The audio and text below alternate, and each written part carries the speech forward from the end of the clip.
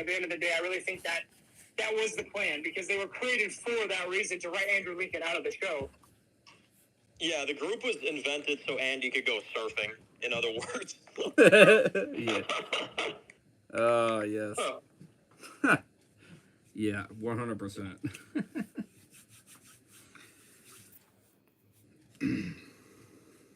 That's without a question there. And that aspect, it worked. I mean, they're not completely gone. You know, they're still there. It's just not as considered a threat anymore. I think if they didn't hype them up in World Beyond and Fear, I feel like at that point, like, it's like, I would have been more accepting. It's like, if this was the only show they were in, and it wasn't too built up, I'd be like, okay, you know what, I can deal with that a lot easier. Right. And this was not the end of Rick and Michonne either. No. This is not the end. We have to get a reunion Until between it Rick and gets Daryl. to It a has to reunion happen. with Daryl. It has to happen. I'm sure we're probably going to get it at the very end of the Daryl show. Probably series finale or something, yeah. Yeah. And then you also got Morgan as well. Okay, there we go. Morgan's just out there dilly-dallying in the woods. Rick Grimes, but we're going to wait a little while before we do that. Right, right. This message is for Rick Grimes. Now I'm going to disappear for 10 years. Yeah. Yeah. Oh, yeah. Oh, yeah. 100%. Yeah, they can't let that go on. He just reunites with his kids, and Morgan just pops out of the woods. He's like, oh, hey, Rick. Yeah. I found you. How you doing? I found you, brother. Yeah. That's even frustrating about it, is that you set that up, but it's like, you really don't do anything about it. I mean, I don't know. I think, honestly, what they're doing is the France thing is what they're focusing on for the future, it seems like. Because that was the whole World Beyond end credit scene they're talking about. This is a big end credit scene for the future of The Walking Dead. So it's like, since that was it and it wasn't the whole Rick thing, it makes sense that maybe that's what the whole future is they're focusing on, is the origin of the outbreak and all of that stuff. Dead Walker, I'm the one that told you that, Dead Walker. I was the one that came up with it. What are you talking about? I said it to you on Sunday. No, I said the same thing. I was thinking the same thing anyways. I texted it to you. No. You said you didn't say that. You said the Daryl show is the big show. You said the Daryl show is the biggest show. That's the future show. I said that's the future show. Is Daryl Dixon. I mean, that's probably the show Rick's going to go to as well. So, I mean, like, probably not as, like, a main character, but at least, like, he's probably going to have a cameo in it at some point. Yeah. Daryl Dixon season 3 is going to be called... Daryl Dixon season 3 is going to be called Daryl Dixon, The Book of Carol, and The Legendary Rick. Just, like, page 1. The page of Rick. Yeah. Yeah, add a book for every character that comes back. Oh, jeez. Oh, imagine Lord. that's like The Walking Dead, Daryl Dixon, The Book of Carol, Chapter 1, Rick Grimes. I'd be like, bro, what the hell is going on? Yeah, let's come up with some better titles, guys. I can't fit that in a freaking, like, YouTube, like, title thing, man. It won't allow me to type that much. I mean, I can, but I can't say nothing else. I agree with you, 100%. I agree with you, man. It makes it more harder to put. What's up, Allie? Welcome to the stream. I don't know how I'm still up. It's 2 a.m. Oh, you must be in a different time zone. It's not that late for us. I don't know how I'm still up at 2 a.m. Oh, wow. Oh, wait a minute. Damn. Wait, is it the Loons winning now? Oh, no. Hey, I'm not trying to bring this up. I'm just saying, sorry about that whole Epic thing, bro. Sorry that dude. Yeah. We've been dealing with that. We have a long history with that dude. He's not worth anybody's time. Nope. And it's to a point where it's like, honestly, it's so irrelevant to me at this rate that I'm just like, yeah, honestly, come to be expected at this rate. What's up, K-Sue? Welcome to the stream. How you doing? Yeah, and then I think the Death Stranding stream, I had another person come in there and was like, go check out Epic Zombie Killer. And I'm like, what are you doing? What are you doing? And he's just like, I'm trying to help him out, this and that. No. No. No. That guy told He's us just like, that he's he'll just like, die. why not? He's a very good than that. I'm like, you do not know the full story, bud. He is not. Sorry to burst the bubble. All right, let's post the race stream in the ones who live section here. There we go. I'm doing good. How are you? Let's see. How are you? Dang, I missed a lot. Oh no, we just started. We're only 5 minutes in. You're good. Like I said, I assume at the very end of the Daryl show, we're gonna get a reunion between Rick and Daryl. I'm sure that's gonna be the big ending that everybody's gonna get. And if they don't do it, you know how much backlash we're gonna get. So I assume they're probably gonna do that. It's My hard to. curiosity is just where Andrew Lincoln stands. Like, does he want to do more? Is that like because it can't be it? There's so much more in the air. Well, I did see an interview that I saw an interview. He said that he would love to make it to where you have all these characters breathe just in air again. That'd be amazing. Yeah, he said he wants to meet Negan again too. So yeah, he said that about Jeffrey Dean and Lauren Cohen. He said he would be 100% down for that. It'd be a very cool reunion of sorts. You know? yeah. Yo. So what's up, guys? Rays. We got Dan reviews. We got MeGAMaTT. We got Mr. Heisenberg and Dev Walker. We got them all joining us on this one. So got a little busy yesterday here, so that's why we decided to kind of move it to today. So the background noise is not that bad, is it? No, I barely hear it. No, I don't hear it now. Yeah, you're pretty good. I just hear him throwing pizzas. Yeah, way better than what it was the last time with your previous thing.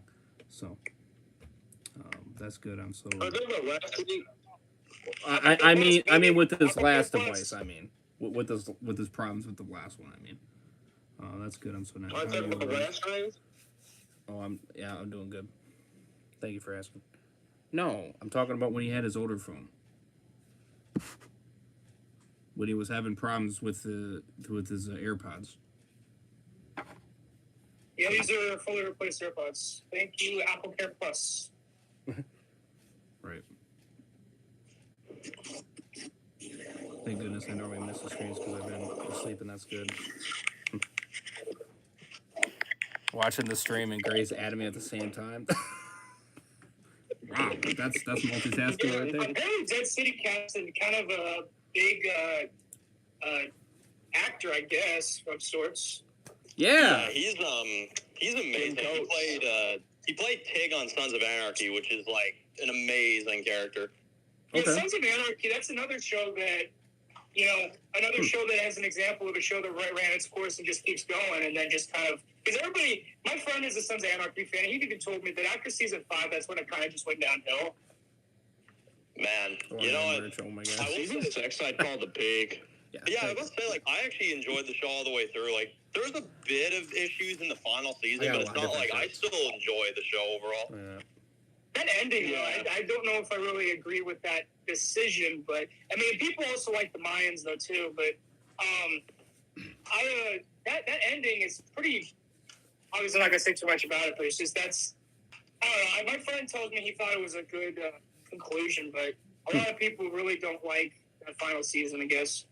You know, I will say this though. I mean, in terms of like an overall like season 2 looks very cool because it's like you got an Ozark actor in there with the Dama. You got now Sons of Anarchy actor in there. I know they're looking to get Jensen Ackles potentially at least. I know that's not like fully confirmed, but the cast is really They gotta cool. make that happen. Yeah, that gives me a little bit more. Yeah, because the thing about Dead City is that it's just stuff that's old. It's stuff that was already concluded in the final season.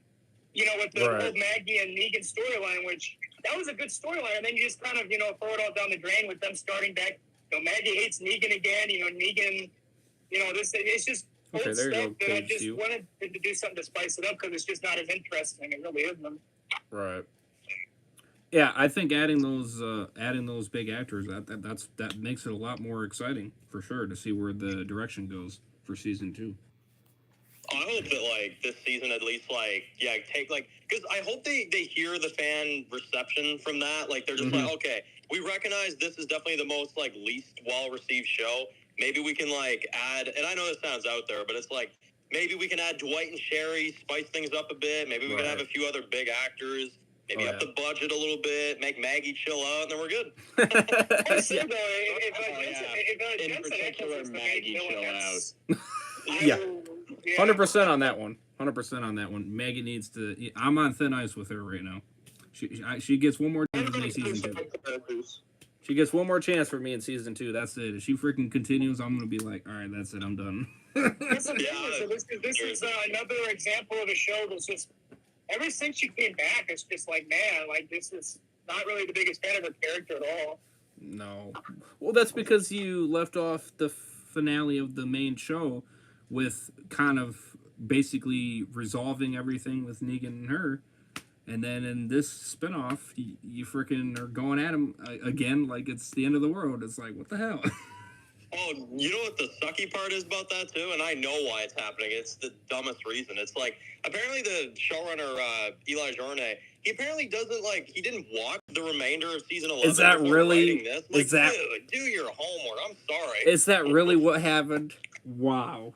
Lord. Yeah. That's what I heard that as well. I wasn't sure if that was you 100% can true. tell But that he's a comic book Negan fan, Negan fan in general, because that's you see just, how what he did with Negan. I mean, he made Negan a lot more, like old Negan again. that's just ridiculous. They should have had him at least watch that final episode. My goodness. Oh, you know what backs up that, like, theory? Well, not even theory, too, but you know what backs that up? They started filming Dead City around July of 2022. Yeah, when do you think the final half happened? He didn't even watch the final episodes before writing that. I'm like, oh, man, that's rough. Good Lord. Well, that explains why. Hopefully season 2 you can really That's fix why that. This is like throwing all that great storytelling down the drain, because I actually thought that talk that Negan and Maggie had you at have a the very good end one, of the Allie. show was really good. Thank you for stopping in. What's up, Walker? Dude? Very emotional, very good. Yeah. Walker Dad says. Can you hear me okay, by the way? Yeah. Oh, we hear you, yeah. Oh, yeah. Okay. Are you sure? Ones Who Live finale was the perfect end for Rick and Michonne's story because Rick got to reunite with Judith and meet his second biological son, that being RJ. Yeah. I didn't care for that scene too much. Yeah, That was, I ain't gonna cap, that was a little cringe. Yeah, I mean, that was a little cringe. Whatsoever. He just cannot act. He just stood there and I'm looking at him like, oh, okay, no. He looks stoned. But I'll go with it. Bro. I'll go with That's it. why I made that edit. Yeah, I'll go with it. Weed But smoker. Yeah, bro. I'm like, nah, come on, man. I remember, like, literally, bro, when Sonny gave me that edit, I was just like, yeah, no, I'm putting that out there. What the heck? The Judas stuff was good, but that RJ stuff, I was like, ugh. See, everybody gives Yeah, the Chandler Judas Riggs a stuff hard is time. great. This guy's worse than Chandler Riggs was, man. Unfortunately. Yeah, So- I agree. yeah, that's unfortunate, but is what it is. That's gonna be kind of hard to like his character. That's cringe is gonna continue.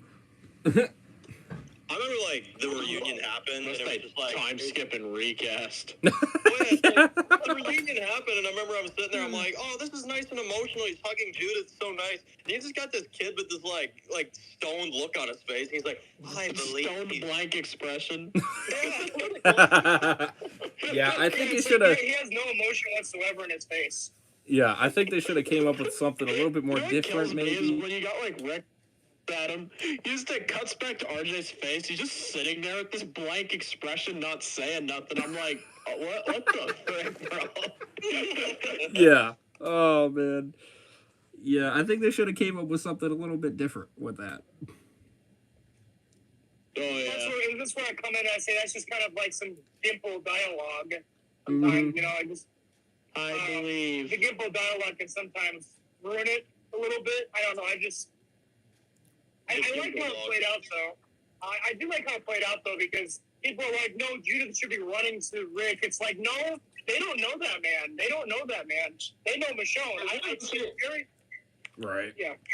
He hasn't seen Rick since she was like 4. Yeah, so it's like, I like how they ran to Michonne first, because they grew up with that woman. They don't know Rick. It's like, obviously, you're going to be kind of a little back optic because of that reason. Right. Because I've heard some reviewers complaining about that. It's like, no, that played out perfectly. It's like, they don't really know this man. They really don't. Right. Not as much as Michonne. Yeah. Well, that's the episode. The worst, I just didn't like how they killed off Major General Bill when I barely even saw anything with him. Right. Friggin' Beal died like a punk. Yeah. It's actually ridiculous, like, the amount they promoted him, too. Like, it's like, all these seasons of World Beyond, like, all this stuff, like, all of season one. It's like, you finally get to the echelon briefing, it's like, all right, let's go. This is the kickoff. Like, let's do this. And then it's like, oh, this is the final episode. Rick made it home. He's dead in 2 seconds. I'm like, you friggers. You rushed this, didn't you? And by the way, was Major General Beal like a 70-year-old dad? And whenever, like, how old is Mason Beal? Like, it was like, I mean, when like Major General Beal was like 70 years old, like, when did he have that kid? It's like, what the heck? Right. I mean, and I'm gonna be honest, I think they wrote Mason Beal off. Like, I don't think he's ever getting mentioned again, that kid. No. It's either that or they just kept him in the background so you wouldn't see him. I don't know. World Beyond to them doesn't even exist anymore. it's a pointless show. It sucks for me to say this. It's a pointless show. It kind of is. Like, World Beyond at this right now, I'm like, yeah, I'm like, obviously 2B, like, it definitely, like, had some big moments and stuff, but it's like, they only did World Beyond the way they did to, like, hype this up, to get people to watch this, and then it's like, man, they just sped through this arc. It's crazy. They should have got, like, 8 episodes at least, you know what I mean? I mean, like, two extra episodes to really go more in depth. No. It should have gotten another season. This was 2 seasons in one. Well, that's I true. can agree. That's true. That's true there. Yeah. 100%. And I mean, I know people say, like, oh, you're dragging it out, though, like, by doing 2 seasons. I would disagree, because it's like, I know people would be upset by the wait. I'm fine with it, to be honest. Develop more CRM, like, really go into it, like, yeah. Right. Yeah. Well, because especially you'd get more build time. This season, and then next season do more CRM stuff. I would have been all right with that. I mean, this is how I would have done it, though, is that, like, I would have had it to where they escaped, they think they destroyed the CRM, or at least did enough damage to where it's going to be a while before they are up and running again. And then the cliffhanger is that they're still alive and that they're coming after them. We get a reunion scene, and the cliffhanger is that they're coming after them, and then, like, bombs going to Alexandria, and that's kind of how you write Alexandria out of the Walking Dead universe too, is because you got they can't film there no more, you know. So it's like you got to find a way to, like, write out that location. You know what I'm saying? Same thing with they did that with Old Hilltop. You know what I mean? In Dead City. Right. Yeah, that's true. Man, and they're not even filming in Atlanta anymore. This show was filmed in New Jersey. I'm led to believe, Loki, at this point, that it's like, that's actually a good point. Yeah, maybe, like, Hilltop, they're going to give it, like, the Hilltop treatment. It's like, oh, yeah, Rick and them are at Alexandria. You just go there, and it's like, that's not Alexandria. Exactly. We relocated and all that stuff. It's like, oh, come on, man, really? That was Hilltop. I didn't even think that was Hilltop. Yeah, a lot of people bitch about that. A lot of people bitch about it. I didn't care. I mean, whatever. They're on the field. Who cares? You know what I mean? I didn't even know that was Hilltop. I thought that was you could have. Well, no, it's called the Bricks now, apparently. You could have easily. They could have easily radioed them while they were in the helicopter and be like, "Hey, Judith and RJ, we're coming to this spot." You know what I mean? I mean, it's not that hard. You know. And they just didn't show the scene. One circle for Civic Republic's just one circle. I've seen, like, a lot of people that say, like, they're just like, oh, yeah, like, I'm glad with, like, where Rick's character ended. Like, he's back with his family. That's all that's important. I don't care about anything else. It's like, yeah, I agree. It is a nice way to end it for now, but it's like, for good? Oh, definitely not. Daryl. Very, like, Daryl, like, Morgan, even Gabriel to a degree. Like, I want to see some of these reunions. Negan, yeah. Oh, yeah, definitely. That'd be interesting. Well, it says I wouldn't be on Gabriel. I think that scene at the very beginning, episode 5, was the ending scene. I really do. I think that was where that took place. I wish they elaborated on that a little bit more. That's like they what I needed to, yeah. I originally gave episode 5 a 10, and I'm at for me at least, like, here's the thing, I still enjoy it, I really do, but there's little things I feel like now that the show is, like, over, that I'm like, oh, man, but what's that Gabriel scene, though? They didn't even, like, elaborate on what that was. Right. Yeah, that made it a little bit confusing. But it wasn't. It was literally for me, it's the ending scene to the show because you see the helicopters going past Rick and Michonne and Judith and RJ, and that's probably the same thing. It's the same time frame, I'm sure, right? You know? I think so. Yeah. Possibly, yeah. Walker Dead says, I wouldn't be surprised if it's revealed that Maggie is trying to kill Negan again in season 2. I don't know about that one. I wouldn't be shocked either. I mean, I hope not. I pray to God not. I wouldn't be too shocked. I pray to God. Man. I pray to God not. Because that would be a downer right there. That really would be. You know, one thing I was thinking about recently is that what frustrates me is that we never got a closure with the whole Maggie and Michonne beef. We never got that kind of closure. And it sucks because, you know, the actress is leaving and coming back was that main issue, but they could have made it happen in season 10. You know, that Maggie and Michonne were not talking to each other during the 6-year time jump, and then Maggie just up and leaves.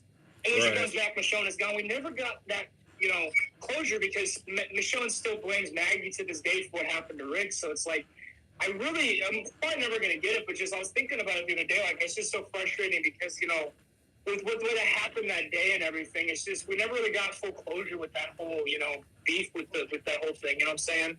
Bro, that's how you know that this show has, like, loose ends, though. No offense to it. It's still a really good show, but it's like, I didn't even think of that until you just brought it up. There is beef between those two that I don't even know if we'll ever get an answer to. Like, yeah, wow.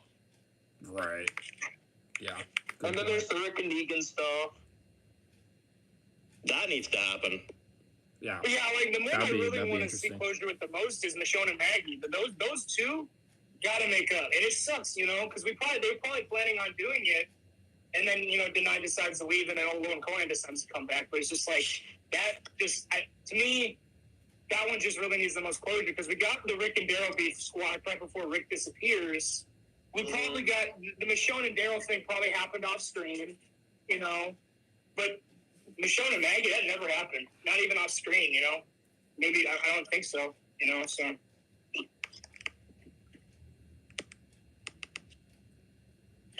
that's why I don't like Maggie when she came back because there's like she has no remorse. She never mentions Rick like maybe once. We never get any remorse to what she did, you know, and what she pulled on Rick. Just never no mention of it whatsoever. Yeah, that's been 6 years. We're like, come on, you know. Yeah. Yeah. Walker Dad says, looking back, if we did get a season 2 of The Ones Who Live, where we see Daryl somehow appear in season 2, but from there we get Rick, Michonne, Father Gabriel, Daryl versus General Beale. Yeah, that would have been pretty epic. No, they talked about a season 2 cast interviews. And if it's a good story, they might do a season 2. So, I mean, by the way, can I ask the? Oh, sorry, go ahead. Oh yeah, no, I was just saying like, yeah, no, season 2 at this point, it's like I'm not saying you have to do it, but there's definitely things you should do with it. Right. Yeah, and I mean another thing that really irritates me is the deleted scene with Rick with the prosthetic arm that they took out. It's like, why do you take that out, man? Like that's so like fan service right there. Such fan service. Especially how they make a comic actor. I was literally predicting that. I was like, imagine if they end the show with Rick putting on like Rick somehow losing his CRM prosthetic hand, and then Michonne or whatever being like, "Hey, look, I got this," and it's a comic accurate prosthetic hand, and it's like, "Oh my god, the comic fans go crazy," you know. They did that, but it's like they cut it out. It's like, come on, for real, you know, like come on, man. Somebody had wrong thinking on that one. Somebody did. Somebody wasn't thinking clearly. Man, and the hand getting cut off was an Andrew Lincoln choice. He decided that. I like how it was the left hand, though, too, because I like Robert Kirkman's explanation in the comics is that, oh, Rick's ambidextrous. You know, so it's like, I like how it's like the actual hand that Rick, you know, it's not as favorable hand. You know what I mean? I mean, I'm not even going to lie. I feel like, let me know if you guys agree or disagree. I feel like this episode, if you are forced to do one season, if that's what you just have to do, I would have at least enhanced this episode to an hour and a half. And what I mean by that is that you would get extra stuff with Rick at Commonwealth interacting with everyone. Like, bring all the actors back just so you can at least tie this up with a bow or something. Right. No, I agree with that. What I say is that, oh, sorry, go ahead. No, I agree with that 100%. I agree. I think they should combine 4 and 5 together, and episode 6 should have been 2 parts. Even that, yeah. No, I Yeah, could even agree that with was Gary Tate's take on that, which I actually agreed with him on that. You know, you had all this time wasted, pretty much, essentially, where you could have combined 4 and 5, and that I think that would have been a lot better. That's true, because it's like 4 and 5, bro. Like, is it just me? It's like, I still love episode 4, but it's like, should you have not had an episode where they're on the outside, they get like half the episode where they reconnect, and then, oh, boom, Jadis is here to ruin it all. You do it there, be done with it, and then that's it. Yeah, I mean, it would have left off on a crazy cliffhanger there with killing her, and then, you know, now you have to deal with CRM themselves, you know, and that would have been a crazy 2-part finale type of thing. You know, I think that would have been a lot more epic. The Echelon briefing had to be a little better too. The Echelon briefing was just. Yeah, I mean, it just you would have tied it all well. I mean, because episode 1 through 3, it was like perfect the way it just kept continuing. You know, on how everything kept the pace and everything. It was great, and then after episode 4, then it just kind of fell off. It's like I mean, I don't know what it is with the writing, but did anybody else feel like it's like the first 3 episodes, CRM, and then it's like the last 3 episodes, 4 didn't have this problem. It was more so 5 and 6. It's like, we love each other. It's almost like they focus too much on that portion. Yes. CRM. Yes. Yeah, you know, here's an idea to fall on the Agreed. heartstrings of fans, but obviously you still end it the same way. You know, with Rick and Michelle making it back. But here's a way to pull the heartstrings. In episode 5, you have it to where they literally are like an hour away from Alexandria. And you have it to where it's mentioned, like, okay, we should be in Alexandria about an hour. And then you have Jada show up. And then all that shit goes haywire. That's a way to pull on the heartstrings. And it's like, you guys were this close. You know, but obviously they were in Wyoming. They were nowhere close. But it's like, imagine in that episode, they get this close to making it back. And then Jada shows up. That is a way to pull on the heartstrings of fans, for real, man. Agreed. Right. Definitely. Man, I mean, you know what? Yeah, no, I think this is definitely a good time to ask this question. This is definitely, like, the biggest question that I noticed, like, with fans. It's very, like, divided with this topic. So out of the 3 new spinoffs, Dead City, Daryl Dixon, Ones Who Live, what's everybody's favorite? Woo! It's tough because when it comes to Daryl, I thought the writing and the pacing was better. Agreed. Obviously, the Ones Who Live is so hyped. I just can't. The Ones Who Live at this point, it just was so hyped. Andrew Lincoln being back. Rick Grimes is my favorite character. You know, at least like, you know, top 3. It's tough. I will go. It's hard, you know. So I say right now, the Ones Who Live and Dead City are really close, but I got to give the Ones Who Live a little bit of that edge just because of how hyped it was. You got Andrew Lincoln back as Rick Grimes. You got Michonne back. You know what I mean? Just because of that main reason and them being away for so long is just kind of what wins it for me. Daryl Dixon, you know, we had him from the start. We still have him. You know, it's not like he hasn't been on the show in a while. You know what I'm saying? Like, I'll say, yeah, The Ones Who Live is number 1 by a hair, and then followed by Daryl Dixon, and then Dead City. I agree. No, you know what's funny though? I probably have the weirdest answer of all these. This is at least where I stand with it. Is that I do Dead City's dead last. I'm sorry, I like it, but it's dead last. Yeah, Dead City's just not as interesting, unfortunately. Right. Although here's the thing, right? Is that with Daryl Dixon and Ones Who Live, this is how I look at it. I prefer the Ones Who Live, obviously, because it's Rick. Although, if you were to ask me objectively what I think is a better show with the writing and the producing and the budget and all that stuff, I actually would give it to Daryl Dixon. It's more so kind of my thing. It's almost like... No, I agree with that. To Rick, if that makes any sense. I agree with that. I completely agree with you on that one. The pacing and the way it just played out, it was already set, you know? Like, it didn't have any pacing issues. It just kept moving, you know, and everything kind of tied right. David Zabel, I give him a lot of credit. I like that. He's a good showrunner. David Zabel, good showrunner. Yeah, he really paid attention from the first episode all the way to the last episode, you know, and he just kept it moving and he kept it together. With Ones Who Live, I mean, it just felt like you had half of it, and then the back half you kind of tilted off. You know, you kind of lost a little bit track of the pace of how the show was moving. And yeah, I just think, yeah, I mean, I agree with you. Daryl Dixon. Daryl Dixon's my favorite. Yeah, and anybody that says Daryl Dixon's his favorite, I don't even disagree with you, to be honest. Like, I understand that perspective, because it's like, I don't know, man. Daryl Dixon has so much like more going for it when it comes to like expanding the world, different part of the world and all that, like the zombies and stuff. Like, there's so much more.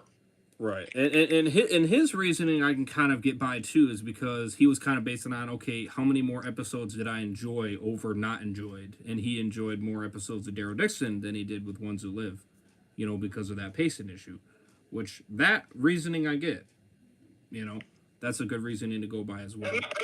I'm not a big walking, and I'm not the world's biggest Walking Dead either, so I tend to judge stuff on things I like more. Right.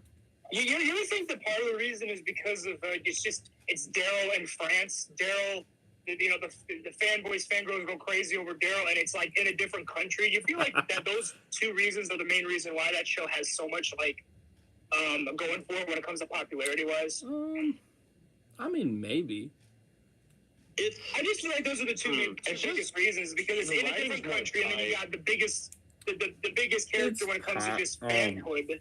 I will say, having his own show, it's just, a good point to make is episode 2, when it went in the past of what happened in France.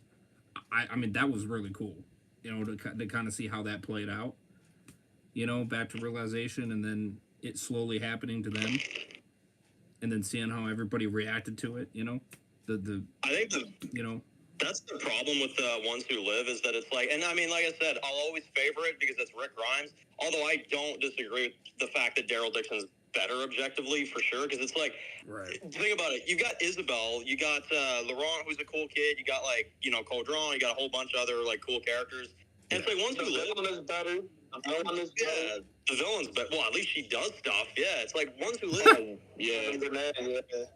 Well, think about it. Okafor, he's really cool. You kill him off. Not really cool. Kill him off. It's like, oh man, they waste like so. Which again, I like some of the deaths in Ones Who Live, but there's others where I'm like, there's more you could have done here for sure. Right. Oh yeah. In particular, Bill. I like Thorne and stuff. I will say I'm not the biggest fan.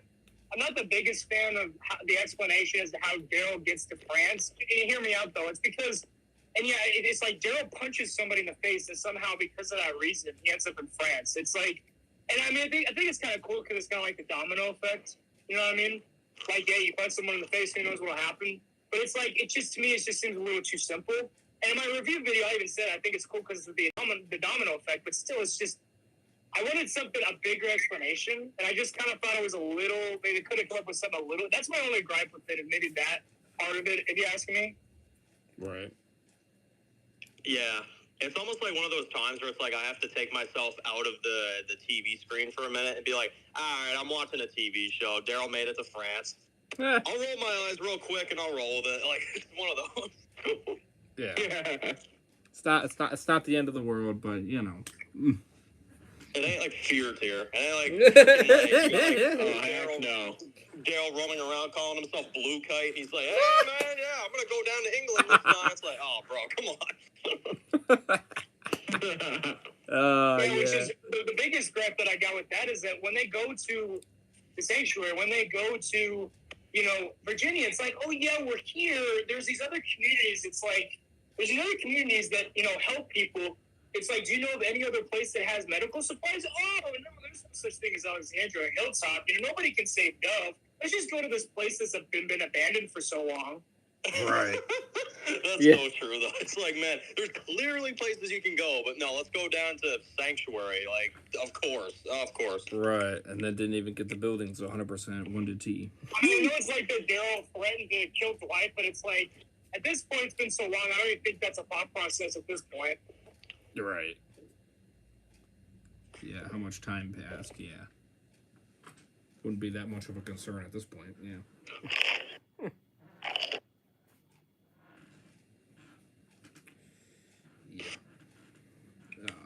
I will say though, I think Dan, you said this before, is that if Rick reunites with Negan, I think this is the perfect way to do it, is that you have Rick being like, kind of like, instigated, getting ready to like maybe fight him, like, why are you out? And then you have Maggie like step in front of him and be like, hey, he's cool now. Have Maggie be the one to actually back up Negan. Nah. I think you mentioned that, Dan. Dan, I think you said that. Like that's how it should be. That's how it should go. Like that. You gotta progress her character a lot before a moment like that could happen. Well, enter 4 to 5 seasons. Yeah. I was gonna say that's gonna take a lot of character progression. Yeah, I mean a lot, and don't do this 360 bullshit where she all of a sudden I'm magically I'm okay now. No. That would be last episode where she puts a knife to his neck. yeah. No. Bro, I always had the theory, and now it's sadly never gonna happen because Rick left the darn hand behind. But it's like he's got like that like crazy like knife hand that he had. I always had this idea like he goes to like the city and stuff. He sees Negan's in charge. The men force Rick to his knees. Rick's like, oh shit, like here we go again. Like oh shit. He's down on his knees, and I always pictured it like he has like that hand, and Negan's just like, hey Rick, like how you doing, man? And he's just like, all right, get your ass up, we're good. And he's like, yeah, get your ass up, Wolverine. We got work to do. Like, I don't know, man. That would be hilarious. You just bring up Wolverine. I would have called him SEO. Yeah. Seriously. Yeah, I would have said, you know, can I join the Assassin's Creed too? You know what I mean? Yeah. Negan was a gamer, so it makes sense. That's true. Yeah. Right. I will say though, I mean, I love that, but it's just that. And I know it's like, to me, it's like when it comes to deleted scenes and deleted content, sometimes to me I consider it canon. That whole like stuff they cut out is canon to me. It's confirmed at this point. Rick gets the comic accurate prosthetic hand. And it looks awesome. The way that they made it look, though, too, is awesome. Seriously. Right. Like, they even have, like, the same shot from, like, issue 127, where you have Rick coming out of the house with, like, the white shirt and the prosthetic arm. They literally recreated that in a picture I saw. It's like, that's so fucking cool, man. Yeah.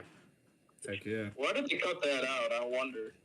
I don't know. That's it's a like, good question. You got the picnic scene, which I assume is, like, I really think, I know Movie Idol mentioned this. I think he said that, I think that scene was supposed to be, like, no dialogue. They were just going to show them talking because he's using his British accent in that scene there.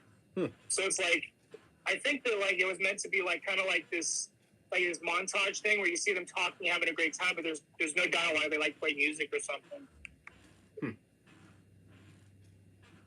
I assume that, you know, but still, it's like, I don't want to.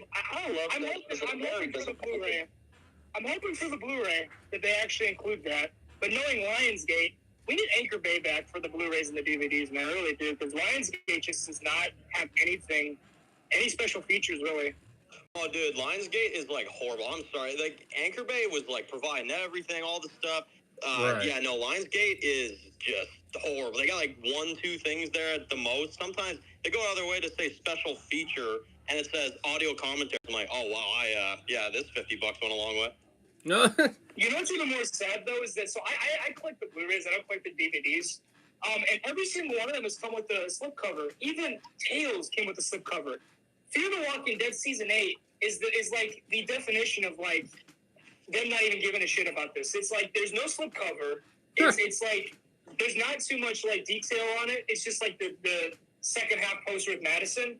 And the DVD covers don't even have Morgan. It's literally Strand, Daniel, and Madison. It's like the shittiest looking Blu-ray I've ever seen in my entire life. It's like really sad. I think it's great marketing, to be honest, because you have no slipcover, so it's just perfect. I mean, it literally doesn't get any treatment that it deserves. I know, yeah.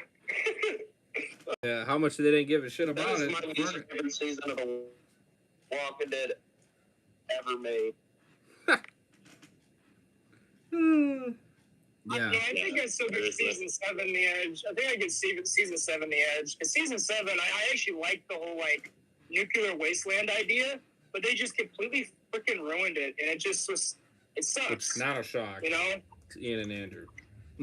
It was like Strand. It's like, you know, having him to be in the main I villain. wasn't surprised. Really liked it if, like, the Doomsday Cult were still the main villain, like Riley or whatever, because you as have soon him, as like, they be the main character of, like, this webisode series. Yes, Why don't you have that as, like, a hype to, like, him as a main villain in this season? Like, as soon as they hinted for, you know, that kind of season for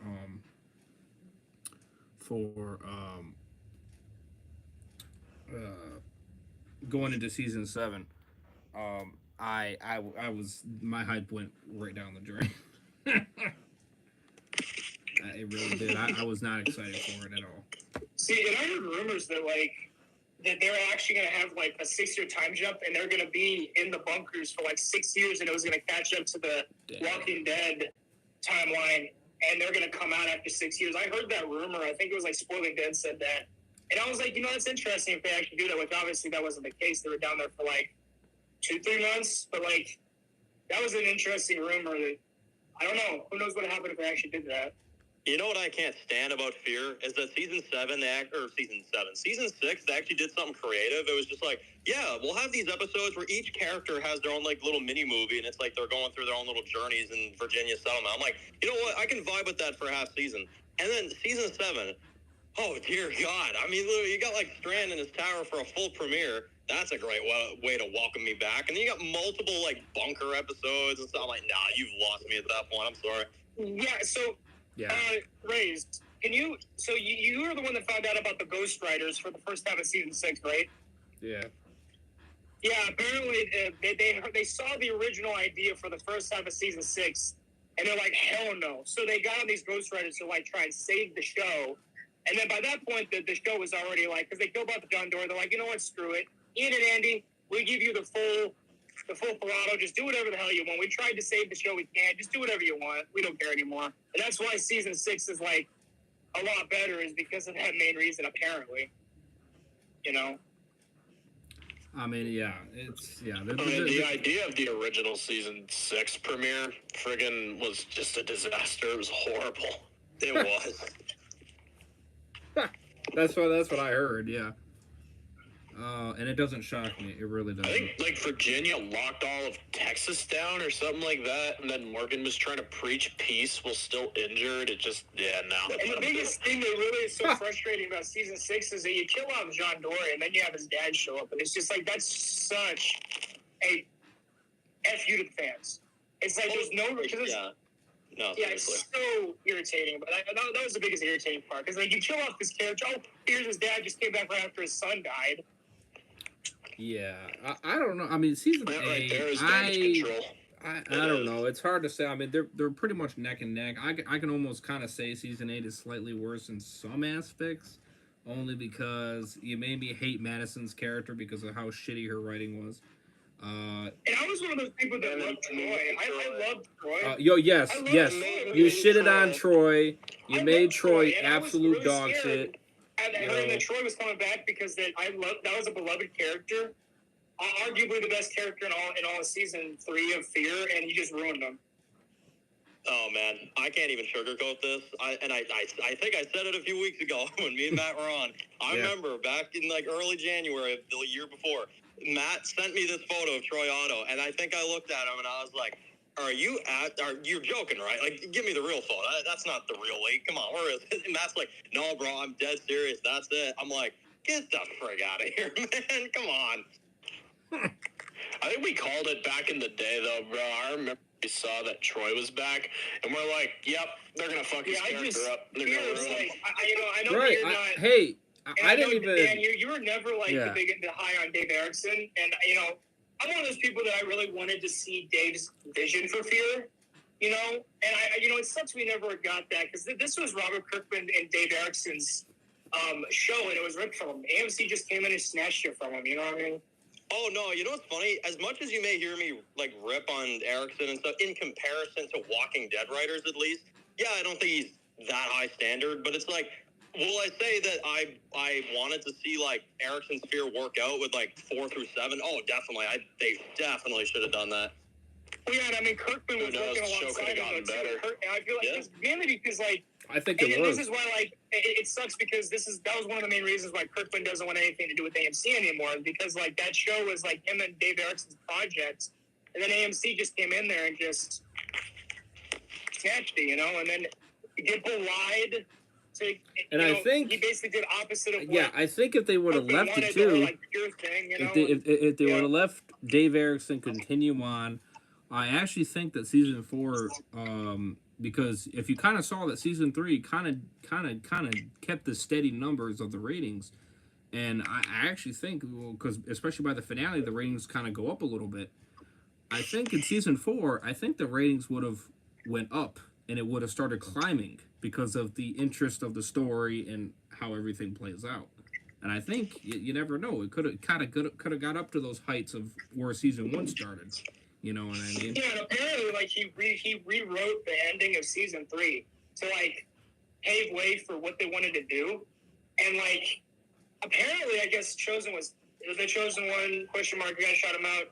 He was the one that's saying apparently he killed off Troy in spite of like AMC, because apparently he planned on having to survive longer, but because he find out he's basically getting fired, he's like, okay, well, I'm just gonna kill this guy off because I'm not gonna let you have hands on this character. I have such a great future ideas for, you know what I mean?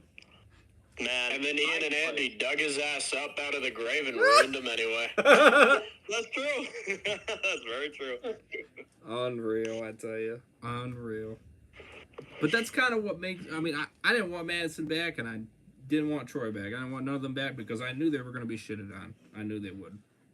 I remember they killed Nick in season 4. I didn't... I said, I'm stay so happy away. they killed Nick I said, in season it's 4, too but it late. won't him. You can't save yeah. the show. That's what the fans... Those Sphere fans never got it in their brains. It's not the actors.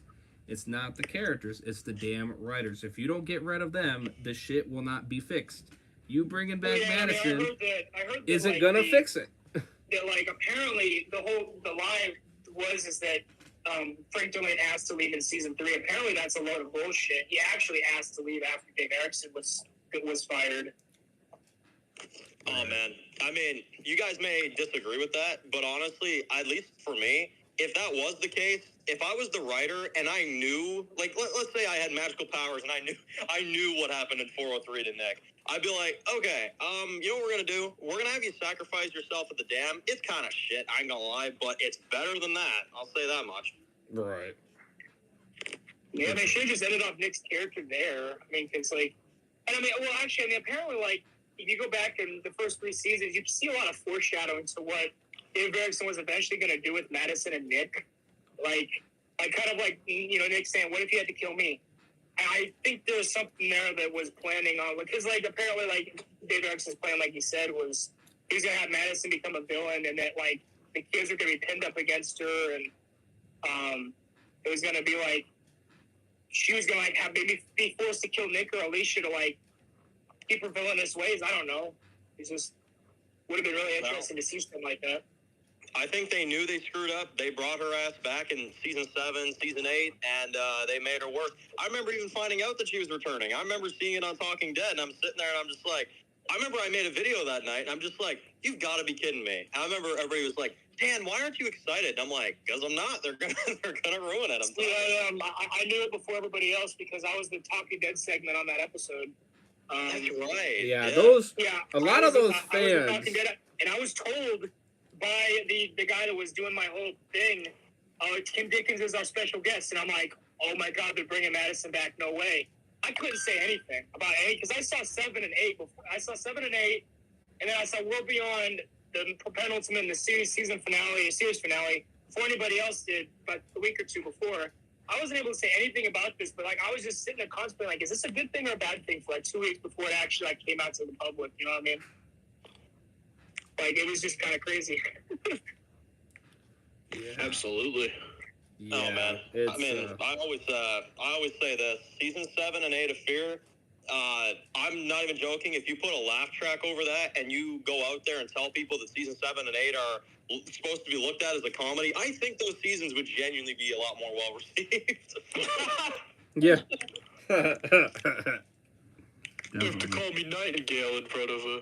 Oh, dude, My that question is, storyline, like, nah, man. Anton, if that was supposed to be like a comedy and they put a laugh track on that, I'd be like, you know what, guys, good job. Real good job. So my question is, would you guys like to see Dwight and Cherry again, since they have the whole, like, people keep thinking they're setting them up for Dead City. Would you guys like to see those 2 characters again? Oh, easily. Because You kind of need to friggin' bring Yeah, those characters agreed. back, I'd say. Don't 100%. leave Dwight in the mediocrity of Fear. Yeah. Get him out of that crap. Don't leave him there. No. He's literally living in a shit pit. I mean, y'all. I can't even believe Kevin character there. Yeah, in like Sanctuary. Yeah, and they went back there. Right. Yeah, get him away from that, man. I mean, quite honestly, I mean, at the end of season 8, after that disappointing Sanctuary episode with Dwight and Sherry, I just kind of gave up, quite honestly. The momentum just completely. Really ruined it for me. The momentum just completely died for me. I just, what really ruined it for me though too is you take realism out of The Walking Dead when you have the whole magical radiation crap. That ruined it for me because it's like it's a zombie show. It's not realistic, but that's some like mystical magic crap. It's like just takes so much realism out of The Walking Dead. It's just ridiculous. Oh, and I think they knew realism didn't matter by the time they did season 7. That's why they brought Madison and Troy back. They're like, well, we can't. We have to get ratings somehow. So it's like we're gonna Troy in particular. Well, yeah, it's like you got hit in the head. And the funny thing is, I pulled myself out of the rubble in Mexico. Only pull your ass out of nothing. What the fuck? Yeah. No, yeah, they definitely did it for the ratings, and the funny thing is, the ratings really didn't go up. That's the funny thing. So you didn't do jack shit. All right, people gave up with your shit. Because, no one bought it. Because they saw it was garbage, and they said, nah, fuck your show. We're done. You killed it. You killed it 2 frickin' seasons ago. You're done. You bringing back the character, you're a dumbass. I am willing to believe that if they, for some reason, got renewed for a season 9, that they would bring Travis back next, and he'd be like, I fell in the water. I patched myself up. Some woman helped me. We'll never see her, but she helped me. I guarantee you, man. I got robotic guts because, like, the bullet went through and, like, my guts were, like, spilling out of my chest, but, like, no, I mean, I got robotic guts now. It's all good. Wasn't he bitten as well? I think so. He might have been. No, it wasn't. Yeah, the bullet went in his stomach, danced around, and went on his neck. Because didn't he get bit when he was like fighting those walkers in the pit too? If I recall. No, he didn't get bit. He was just shot. Yeah, that much I know. Yeah, that much I know. That was the biggest thing that really irritated me about Dave Erickson, because I love Travis is still my top 5, one of my favorite characters of Fear of all time. Even though he just was now only a small part of the show, he's just such a good character, such a good story, and the way he ended it too, like with him dying after even like killing like 50 walkers with his bare hand, was just so disrespectful. Right. They turned him into like a real beast too. Like he took on that whole like army of walkers in 301 and stuff. Like he was stealing the show for me. Like around that time, I was like, man, I'm watching Travis. Yeah, he went from 215. Yeah, he went from pacifist to pacifist. Right. Yeah, that's true. Yeah, he killed those 2015. Yep. Yeah, that whole sequence was crazy, though. It was very, like, brutal. He just killed them. I mean, it was just like, man. Yeah, I wish his character stayed around. I mean, he was a good character. But obviously, it was meant to develop Madison. It was obviously meant to develop Madison. I just think the way he died was kind of crap. Agreed. And Nick was a good character. You're doing a double premiere. I remember that night, too. I remember watching that live on TV, and I remember, like, I was so satisfied. 301 was so good. I was like, oh, man, let's keep this going. Like, let's go, episode 2. The opening scene of episode 2. I was so pissed, and then I came back from commercial break, and you just see all these Spanish people looking at Strand, like, let us in. I'm like, I don't give a shit about this. No, I'm done. And that's my biggest gripe with Dave Erickson is that decision. And it's like, okay, well, Cliff Curtis wanted to leave. Well, it's like, that was just such a messed up way to kill off Travis, and especially at the where you left off with him. Him killing all these walkers with his bare hands, and just like, man, seriously? Yeah. Yeah, it just was out of nowhere. It didn't really make much sense. Not at all. I like how Fear further developed my favorite character. Season 3 further developed my favorite character, Nick. Oh yeah. I'm a Nick fan. So Am I. I was really into his character. Hell yeah. Nick's my favorite character on that show, but Well, the actor had charisma. Yeah, Nick's cool. He was good. Yeah. Mm-hmm. But I think the original plan was to have the show start with Nick and end with Nick. I think that was the You know, it's funny, and I brought this up to Matt a few days ago. It's kind of a sad reality. He starts off the show looking for drugs, right? Looking for dust of stuff. And by the end of the show, he is the dust. It's like, well, there you go. There's your metaphor. Goated character arc. He yeah. looks for the dust. He looks for all the stuff, and then by the end, he is the dust stuff. It's like, well, He becomes one with the dust. seriously. Right. Yeah. 100%. 100%.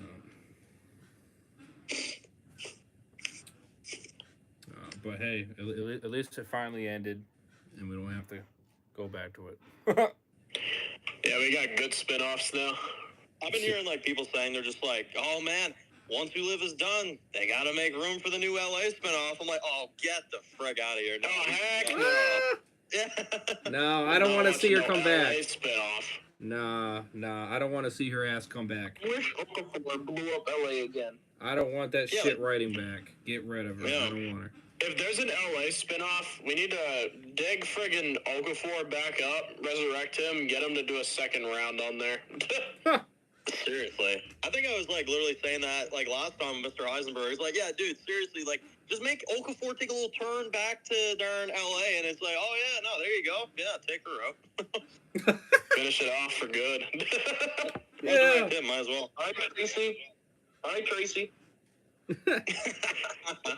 Whoops. Oh, Alicia and Tracy. Madison were there? No. Whoops. They're gone. Oh, well. Oopsie daisies. Yeah, I just don't. I mean, I wasn't even excited when Alicia came back. I said, oh, God. Now you came back. I don't want to talk about this show no more. That's how much I can't stand for you. It gets me. Yeah, It's just the me way. and Ryan were arguing for 2 weeks straight about Alicia returning. I told him, I said, it's gonna happen, bro. And then as soon as like the episode came out, I was toasting him. I was toasting him. Yeah. Because I'm like, I told you, bro. And I don't. You And came I back said, from I don't 100, give a you definitely shit. come back for this show. I said, yeah, and I don't give a shit. You know what's funny? I'm She not shouldn't even have came like. back. I'm actually between both of you. I wasn't with like. I agreed with Ray's like when it comes to like her she shouldn't come back, and I agreed with Deadwalker. She's probably gonna come back, and when she did come back, I was just like, oh my god, you think he's gonna save this like trash finale? Like, nah, get out of here. Hey, I give her credit though. She came back for the fans, you know, even though the show screwed her over. She came back for 2 shows. They screwed her over. 2 shows. Yeah, but it didn't put a smile on my face. I just rolled my eyes and said, whatever. Go away. Your character... Right after that Troy Otto death, too, on top of that. Your character is dead to me. Yeah. You died in season 7 when you left. Madison, she doesn't deserve any happiness, though. That's the part that I always say.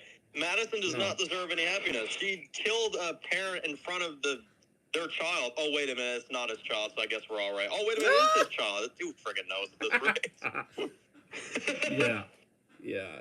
No, I mean, yeah, you just killed all potential.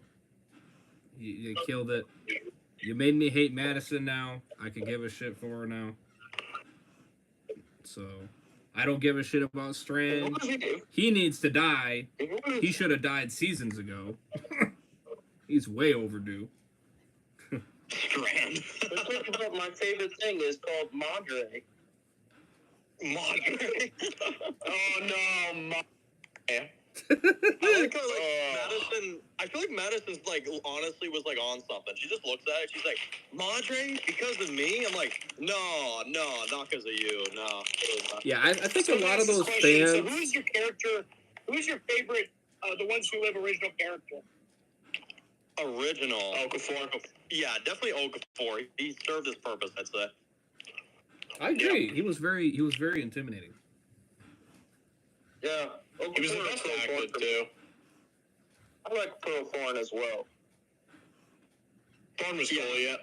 Thorne was really cool. I just wish she kind of had a better send off because I found at the last minute she's just like, "Oh, Beale was wrong." I'm like, "Oh, man, but you're just about to die." Like, damn. All right, well, there you go. I guess. Yeah. I thought they were setting That up was the main awesome. villain.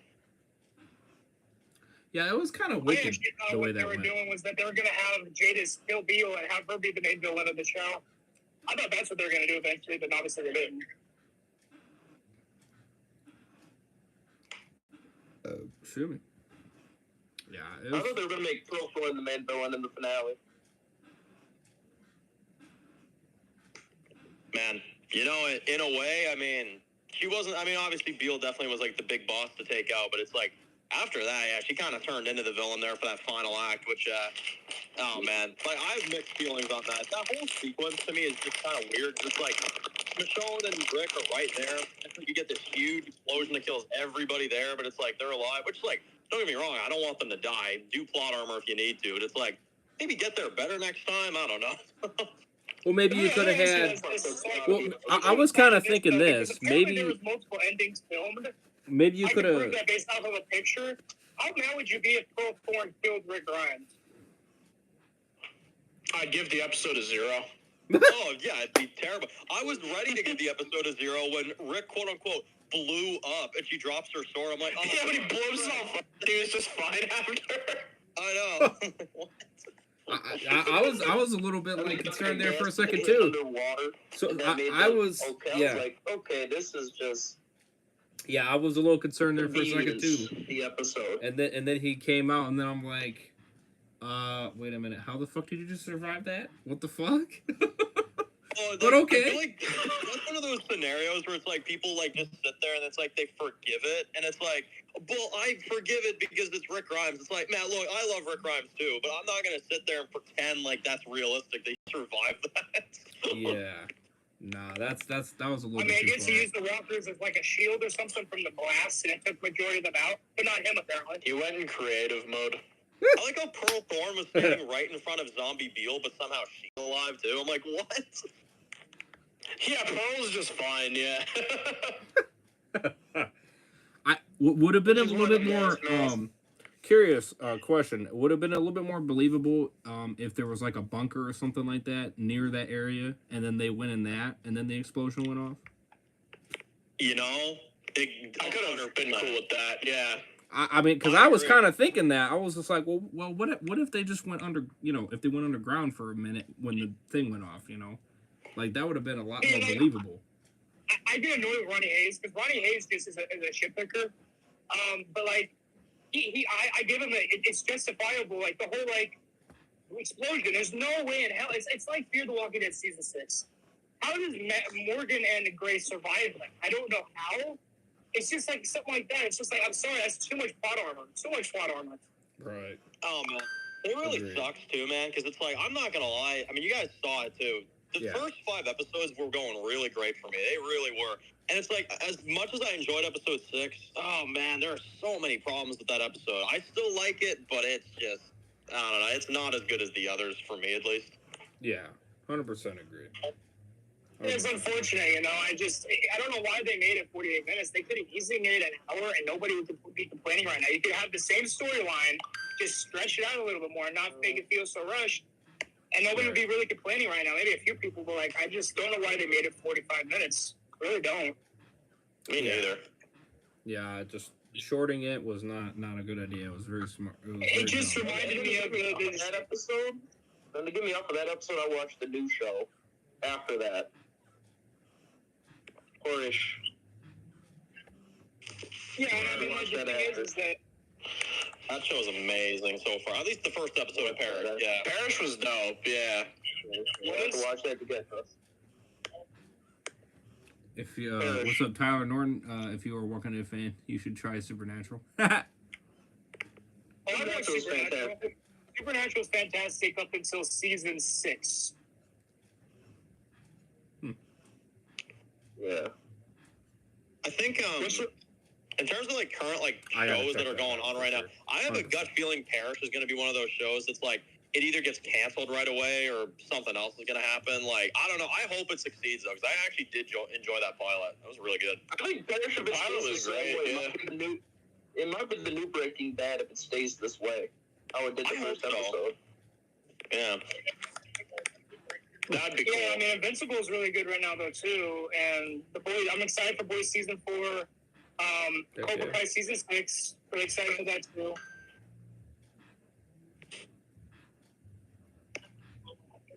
Okay. Yeah, and Dead Walker was happy about the copyright Spider-Man. Save Spider-Man. Oh, yeah, I was really mad about that Invincible episode with the whole Spider-Man thing. Yeah, he freaking called my ass up bitching about Disney it. For that. Screw Disney for that. They couldn't do a deal. They couldn't even use Spider-Man because of the rights, man. Come on. Yeah, he called me up just bitching about that for a good solid 30 minutes.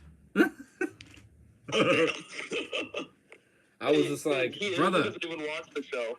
Yeah, I was sitting there. I'm like, I agree with you, but what are you like, talking about? I literally watched Invincible all the way through. I'm not talking about you. right. Oh.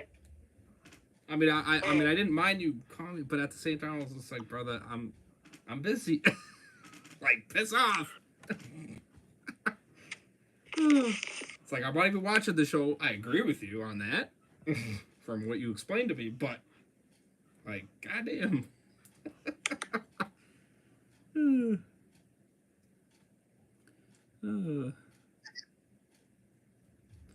Someone forgot. Okay, yeah. Guys, my phone is almost dead. Someone forgot to check in today. Roast him. Yeah, I did, like, right after The Ones Who Live, I was so sad and disappointed. I'm like, I'm going to try that new show. And I watched it, like, dang, this is fire. You know what's funny is, like, I remember, I checked it out, and it was like, instantly I was like, you know what, I'm actually going to review this. I'm actually going to go out my way to do a review for that. That was, genuinely really good. Very, very great start. Yeah. Yeah, Especially that's that with new John Carroll in a leading series, role. right? That's that the new big, series like, on kind of AMC, pull right? for that one. That's that new series on AMC, right? What's it about? It's like a crime show, best way to put it. There's a lot of, like, chase scenes, a lot of, like, car stuff going on. I won't say too much because I don't want to say nothing too big about it before you watch it, but it's really, it's really good so far. Okay. Agreed. Have to give that a shot. Nobody better than Jim Also got dude from Scream in there. Oh, yeah, the dude from Scream, yeah. Oh. It's the most, Skeet Ulrich, it's like Breaking Bad mixed with a different type of crime show. I will say, though, nobody can play a better It's like Breaking Bad in a different genre, yeah. Giancarlo Esposito. Giancarlo Esposito, man, he can just do so many things. Like, he has such a That guy has so much range. Sure. It looked a little interesting, at least from the trailers that I saw a little bit on the commercial. He plays Looked a little a interesting. businessman in the place, and then he plays Gus Fring, and now he plays a prime family man. Nobody beats Gus Fring, but Gus Fring beats all of them.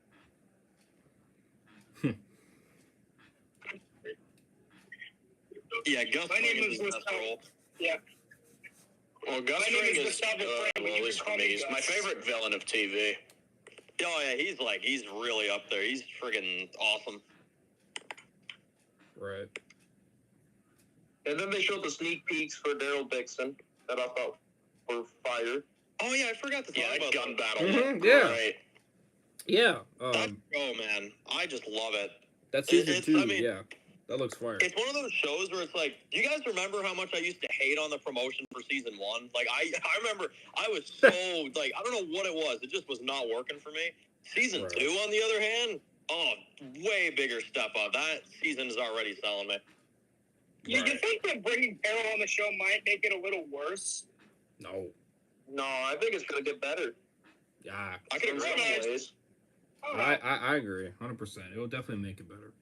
Especially her being a badass. Yeah. I think the only thing that's going to make it worse about bringing Carol on is the fact that it's not going to be called The Walking Dead Daryl and Carol. It's going to be The Walking Dead Daryl Dixon, The Book of Carol. I'm like, I mean, aside from that, maybe that part's worse, but yeah. Yeah, making the title of the show a lot more a pain in the ass, but other than that, That's I'm gonna, like, add Rick Grimes in season 3. It's just going to suck. I'm gonna rip on that title until they fix it. Like seriously, like, season 3. If I hear it's called The Walking Dead, Daryl and Carol, will be like, and now now I'm good. Now I'm good. Oh, Or the Walking Dead variants sound good too. Yeah, that'd be sick. Yeah. Yeah, I think the biggest issue is just Melissa McBride's decision to take a break, and that it was always the plan to have Daryl and Carol, and they just, and then it's like, oh, I want to come back. It's like, okay, well, you know, so it's like, I just think it was just kind of damage control, because it's like, well, I mean, Carol's in the show now, we can't just call it Daryl Dixon. Okay, book Carol. That works. Yeah, I just don't I think... really like the prototype name they use, Raise the Dead. That was a really cool name, I'd say. Yeah, it was unique. Yeah, it had uniqueness. I even like Isle of the Dead more than Dead City. I agree. Isle of the Dead. Isle of the Dead, yeah. Although Ones Who Live is way better than the OG title for that show, Summit.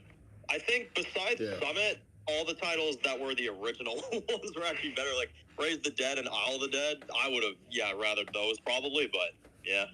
Right. Agreed. Yeah, I think they definitely complexed for season 2 of Daryl. They definitely did. Whoever thought about that, shame on you. I don't know what made you think that was a good idea to make the title so damn long.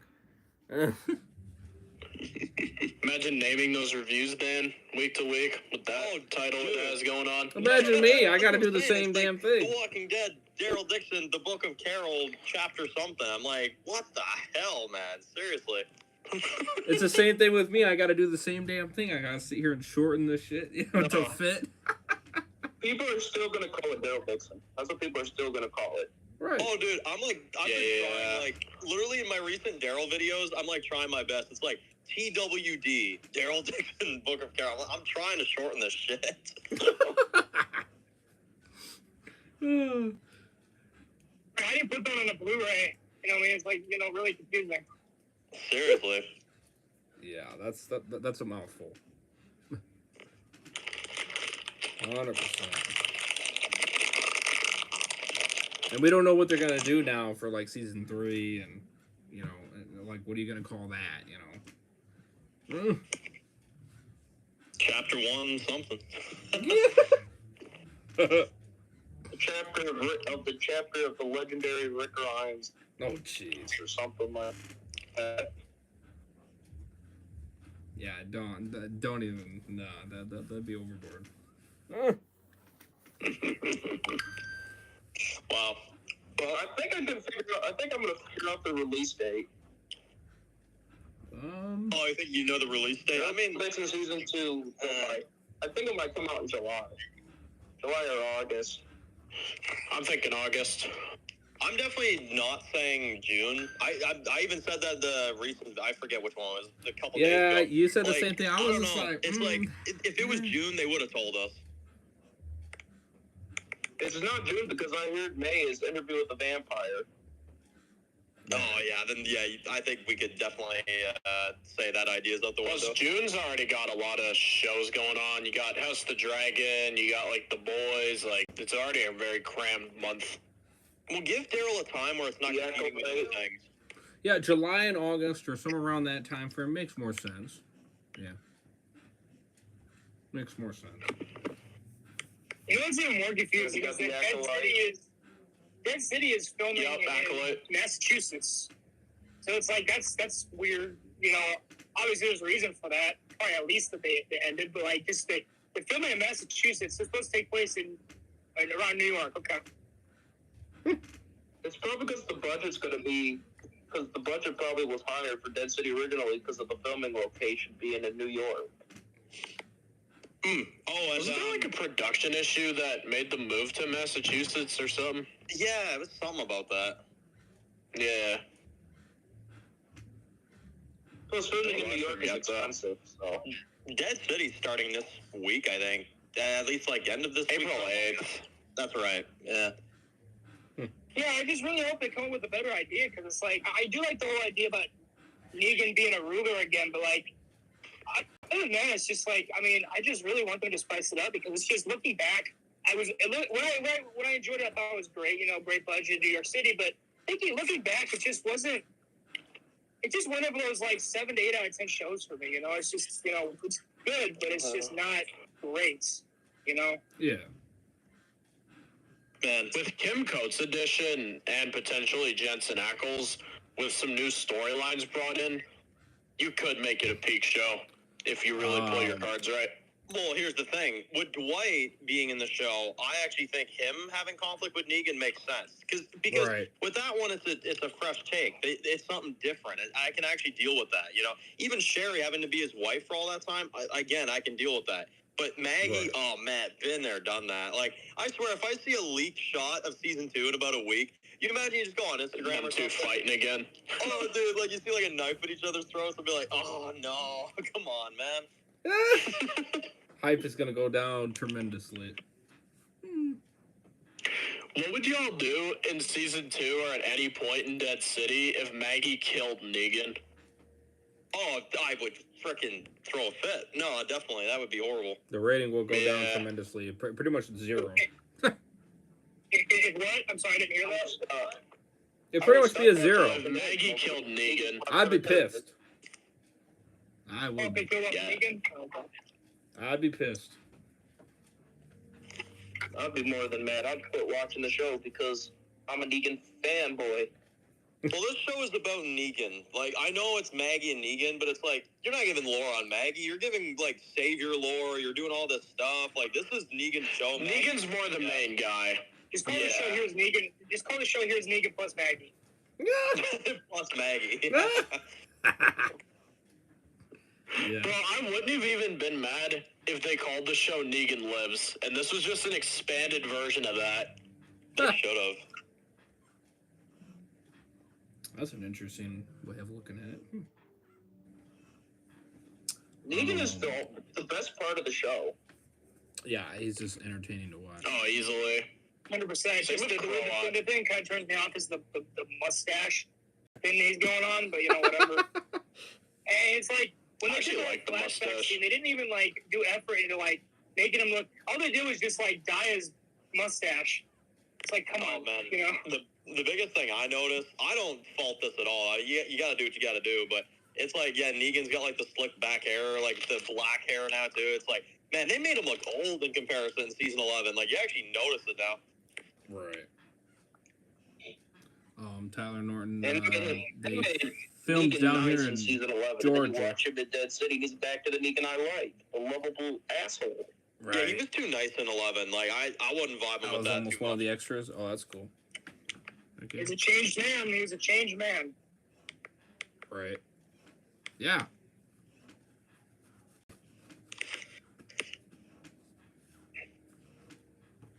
I don't think a person changes that much to become a kind of. I think what really happened is that they went past the source material with Negan, so they just didn't really know exactly what to do.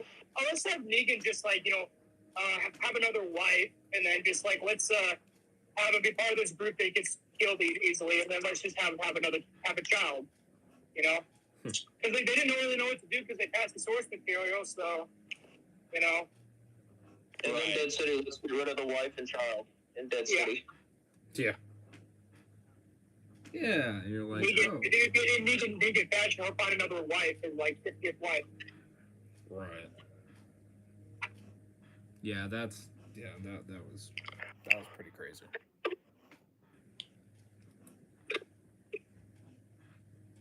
That was pretty crazy. Oh man, I'll tell you that. Yeah, it's gonna be interesting to see what they do. I'm just hoping that season 2 is.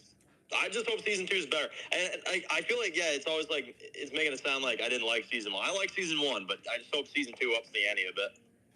Right. Yeah, not this back Hopefully and forth argument. Does that. You know what I mean? Yeah. Not back and forth argument. Hopefully, it's a very interesting story to push on. Especially if you got. The actors saying, 3, 4, 5, yeah. Hopefully Jensen Ackles shows up as well. It'd be kind of cool. It's like, Cool. You're He's almost... a pretty expensive actor, though, I will say. Right. I feel like I they think could get they're him. doing Supernatural season 16 or whatever, something like that in the future here with the Jared Padalecki. So The only thing I'm scared of is that they General Beal him. Ah! God. Oh, please, dear God. You bring back this actor that's so well loved. You bring a lot of attention to the show, right? Into The Walking Dead too, you know, and then just kill it. It's just God. That's just not the way to do it at all. Yeah. Well, say this on the wiki at least, friggin', at least for Kim Coates, they said his character will be a series regular, so hopefully that at least buys him some safety to where we can actually get like a lot of screen time with his character and flesh him out more. That's true, because General Beal was that was a guest starring thing. So that's a Yeah, he was only a guest star. Yeah, and I mean, I know it's like, I understand the, like, you know, hey, expensive actor. Well, it's like, I understand that, like, you have a vision, and the vision was to have Terrell Quinn play Major General Beal, but it's like, maybe not think of an expensive actor because of that, because of that, you might not be able to afford to have him on for every single episode, you know what I mean? Right, and I think that's why they didn't have him on for that much, because of how expensive he is. Yeah, exactly. I mean, he was a really good character Lost, I will say. I thought it was good. It's just, they just butchered him, you know? Right. Yeah. Definitely. A lot of potential. And then Janice was only a recurrent character, and the ones who live.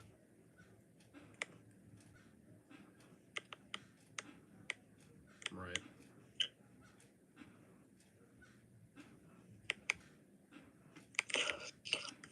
Oh, and what was I gonna say? Yeah, boys, we got probably about like 15 minutes, me and Matt, before we gotta head out. So, yeah, no, seriously though, guys, I'm not even joking. These are some of the best Walking Dead streams I've ever been on. These are so fun. Like, Heck seriously, yeah, these are man. awesome. Hey, I'm enjoying them as well. Agreed. It's a great blast. Definitely. Yep. You know, and definitely let your audience know that, hey, if you got a lot of questions, feel free to come on in. You know what I mean? We can, I'll be happy I hope we got many more in the making. You know what I'm saying? You know, I mean, yeah, I think it'll be cool to kind of have some of that audience to kind of ask some Q&A questions. You know what I mean? I think that'd be pretty neat.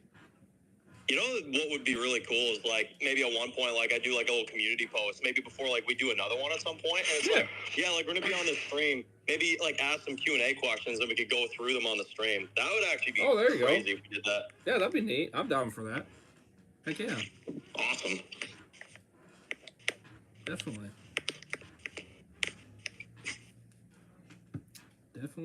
That'd be cool. Yeah, because I know how many Q&As. I mean, your audience got lots of Q&As for sure. I definitely see that. Oh, dude, honestly, it would actually benefit both, like all of us here, and it would benefit me because I can only get to like so many, and then it's like, oh man, I got to do another one. So it's like if I can just pack in a whole bunch here too and answer them here, like that'd be great. Yeah, that'll help out. Absolutely. Down for that, definitely.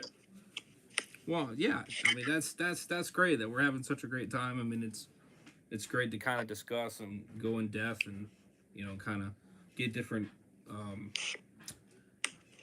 opinions, different ideas, on what people think and such like that. I think it's kind of cool. Absolutely.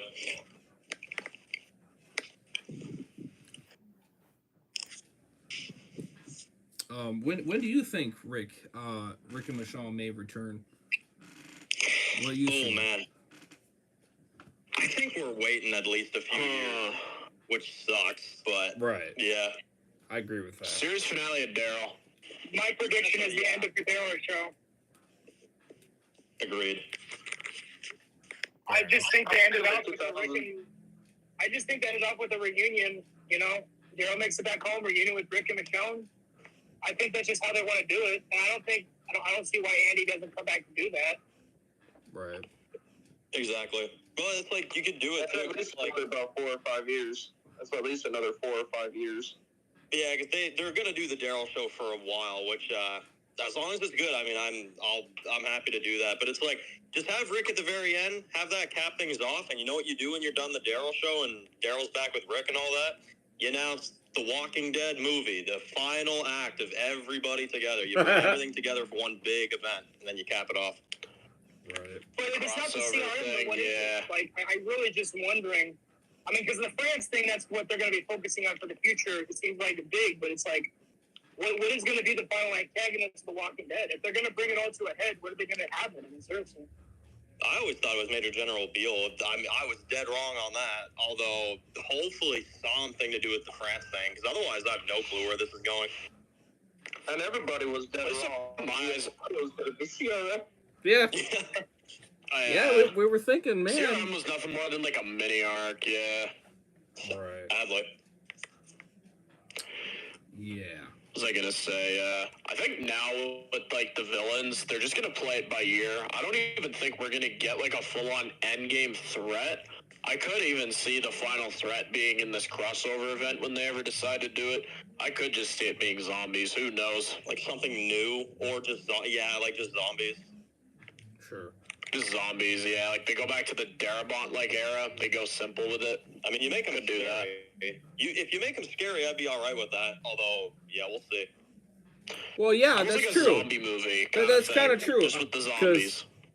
Yeah, because if you do it kind of like how where they drug up the zombies, you know what I mean? You had the France villains there, kind of get so let's just say get a lot of them, you know what I mean? To be like that, that'd be pretty crazy. Well, I mean, I won't say what show it is because I know not everybody's caught up on this show, so I'm not even going to say what it is. You guys will probably know what I'm talking about, but there's a certain show where there's a zombie army, and it's supposed to be a certain thing, and they don't exactly execute it that well. So I would like The Walking Dead to actually maybe do it to where if that's the final threat, they actually go out of their way to make it epic and actually make it really good. Right. I'd actually be cool with the zombies being the final threat of like you have like these intelligent like kind of variant like zombies or something. Like go back to your roots, but also do something new and fresh from like what you've done in season 1. Like expand on it. Yeah, exactly. Yeah. I can get by that. I don't know. I feel like you kind of missed your marker when it comes to like a big final like human threat because the CRM is as big as you're gonna get with that. At least the Walking Dead franchise. Right. So I don't know. Like honestly, unless they prove us wrong, like I don't know what they could do. I'll put it this way though. I mean, it's the sad truth. I don't want it because I want a universe like. Almost like Breaking Bad, when it's like they knew when to end it. They knew when it was the right time to wrap things up without dragging it out. But it's like Walking Dead, I definitely think that 2030 thing is possible, sadly. Like us still watching something Walking Dead related by then. And then that's why I give 2030 is guaranteed, I'd say. Because he knows whenever something ran its course and just not to continue, Right. He did it right. Yeah, because he could have gone further with Breaking Bad, but he's like, you know what? If this goes further, it's not going to be as good, so let's just end it right here. Better Call Saul, it's like, I had 6 seasons, but there's more story to tell, you know what I mean? I'm always about quality over quantity. 100%. Exactly. You know what I mean? And I was talking to him about this. It seems like every show that I've watched that's like, has very good storytelling, a lot of character development, that goes past like 4, 5, 6 seasons always falls off. You know what I mean? The ones that go like on for a while, you know what I mean? Like, they always fall off a little bit when it comes to the fandom, because, like, you got Supernatural, you got The Walking Dead, you got Sons of Anarchy, you got some others I'm not really thinking of right now. Game of Thrones, yeah. Game of Thrones. So it's like, it's just like, those are usually, every show that I've watched that goes on for, like, seasons, goes in, like, the 10s or, past, like, a season 6 or whatever. Yeah. That's just, they fall off every single time. That's very true. True. Bring the devil in and free the world. It'd be better. Or a crossover.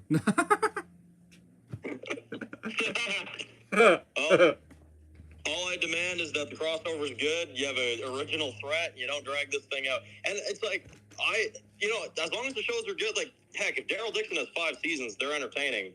I'm not complaining. I mean, I'll take Walking Dead as long as I can get it. Just make sure you don't do it to where you have a bunch of fear tier shows, and then it's like, okay, time to wrap this up. Right. I agree with that no, one. Do not go back to the quality of the old spin-offs. No, do not do that. Do not lose the sight of the light. Exactly. Don't go back into the darkness. Do not go back into the darkness. Keep going towards the light. Exactly. The light What is was your that saying friend. in like Last of Us? Like when you're lost in the darkness, like look for the light or something. It's like, Yeah. The light. Yeah. Yeah. Yeah, completely agree. Completely.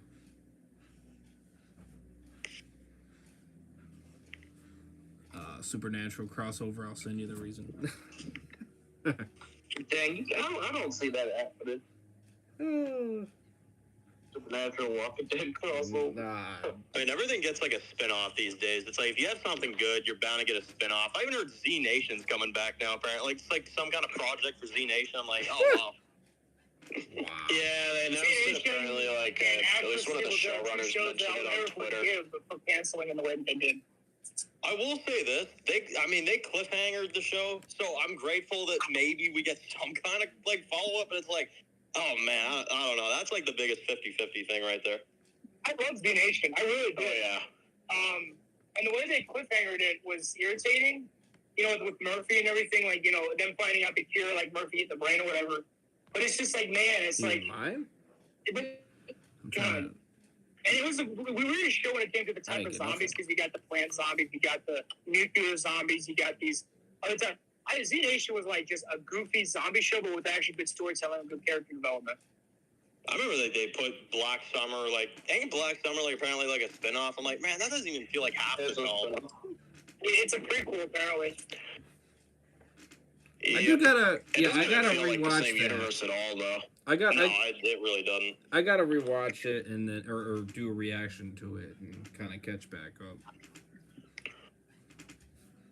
I mean, I was kind of liking it. I mean, it was different. I mean, I wasn't like thinking it was amazing, but I mean, I was kind of like, it's okay, you know. I think my only problem with Black Summer is that I didn't find myself connecting with the characters. At least that's me personally. Like, Sure. It's like it was cool. It was out there when it comes to like the zombie aspect. I actually agree with that. Yeah, the zombies are really different.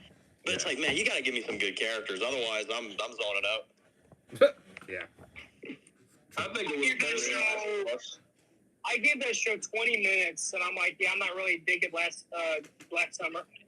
Yeah, no, I can understand that. It's definitely I not think that it's great. better than Last of Us. I think it's better than Last of Us TV series. I can understand that because Last of Us kind of disappointed me, man. I'm not gonna lie. Well, I mean, because there's actually zombies, you know, in a zombie show. Yeah, kind of a requirement. Yeah, you know. And then now season 2 is supposed to have more. It's like, well, you should have had that in the first season. Like, what the hell? Like, all of a sudden now the fans bitch, and now you're like, oh, we got to put them in there. Well, why didn't you think of that in the first place?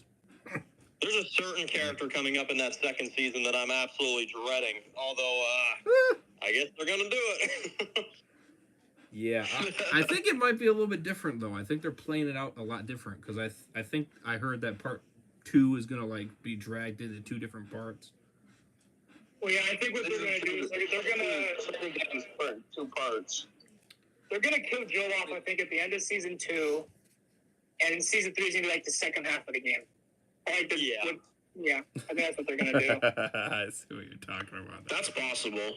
I can defend the part. I mean, me and Riz have debated about part 2 many times, and we probably will again since I'm bringing it back up. But it's just like I can defend certain. I'm on the fence with like part 2 and their decision because I have friends that defend part 2 and what they do. If So you it's like I tell can it in a understand good way, two sides of it, you know. if you tell it in a good way, it can work. But they did not tell it in a good way. They told it in a very shit way. This is the best way I can put my opinions on that game. You literally just like have, Joel dies. Terrible decision. At least for me, the gameplay is actually really good quality. The visuals are good. Yep, everything about it visually looks awesome. Gameplay is fun. The freaking writing, oh my god! Like I don't care to follow this character that beat his head in. Like, it's like, you've lost my interest. That's the guy I was following the entire time. It's like, I'm not gonna care at that point. That's maybe just me though. It's a very 50-50 game, I noticed. No, Yeah, in majority, Dan, majority of the fans he told me agree that with you, to him Dan. it's like a mind fuck because right after she kills Joel, you're playing as her, and then you're playing as her fighting Ellie. It's like he said it's just a complete mind fuck. You know, he just said it's crazy. That's why he likes it because it's just a mind fuck on you, on the player. Well, you know what I mean? he's the minority that likes that, because honestly, with your thinking, Dan, majority actually do agree with you. Not gonna cap on that. I mean, I've seen YouTubers, they didn't get past Joel getting his brains bashed in. As soon as that happened and that he was dead, they took out the disc and they fucking broke the damn thing in half. I remember that clip. Yeah. Yeah, dude, I'm not even joking, bro. Literally, this is back in the day. I remember me and Matt were talking when that game first came out. And I think, Matt, didn't you, like, stop the game midway through? That's how, like, bad it got for you? You're just like, nah, screw this. I'm done. Oh, I remember it vividly. Joel died. I was like, fuck this shit. Although, I remember I was like, I'll see the rest of it out. The second, I shit you not, though, I got playing as Abby, I literally uninstalled the game and never looked back. I never played it. I'm not playing as Abby, man. Screw that. Yeah. Seeing me, man, I was raging all the way through. I was like, I fucking hate this. I fucking hate this. Oh, dude, how dare they make the gameplay good? That's the part that always pisses me off. The gameplay is actually somehow really well done. The visuals, yeah, the game looks awesome. I agree with that. The writing, oh, man, no, man. Yeah, here's one thing that I will say is that I get why Ellie decided not to kill Abby, because it's like she ended the cycle of revenge, and the whole purpose of the game was about the cycle of revenge. So it's like her not killing Abby, she ended the cycle of revenge, their cycle of revenge, because it would have kept going on and on and on if she just killed Abby. So it's just like, hey, let's stop this shit. Let's stop this shit in a world that's ended. Justified. A world where we don't have too much humanity left. Let's just stop this shit. Let's go our separate ways. I never want to see you again. It's not justified. You know, we need to stop this shit. You know, the cycle needs to end.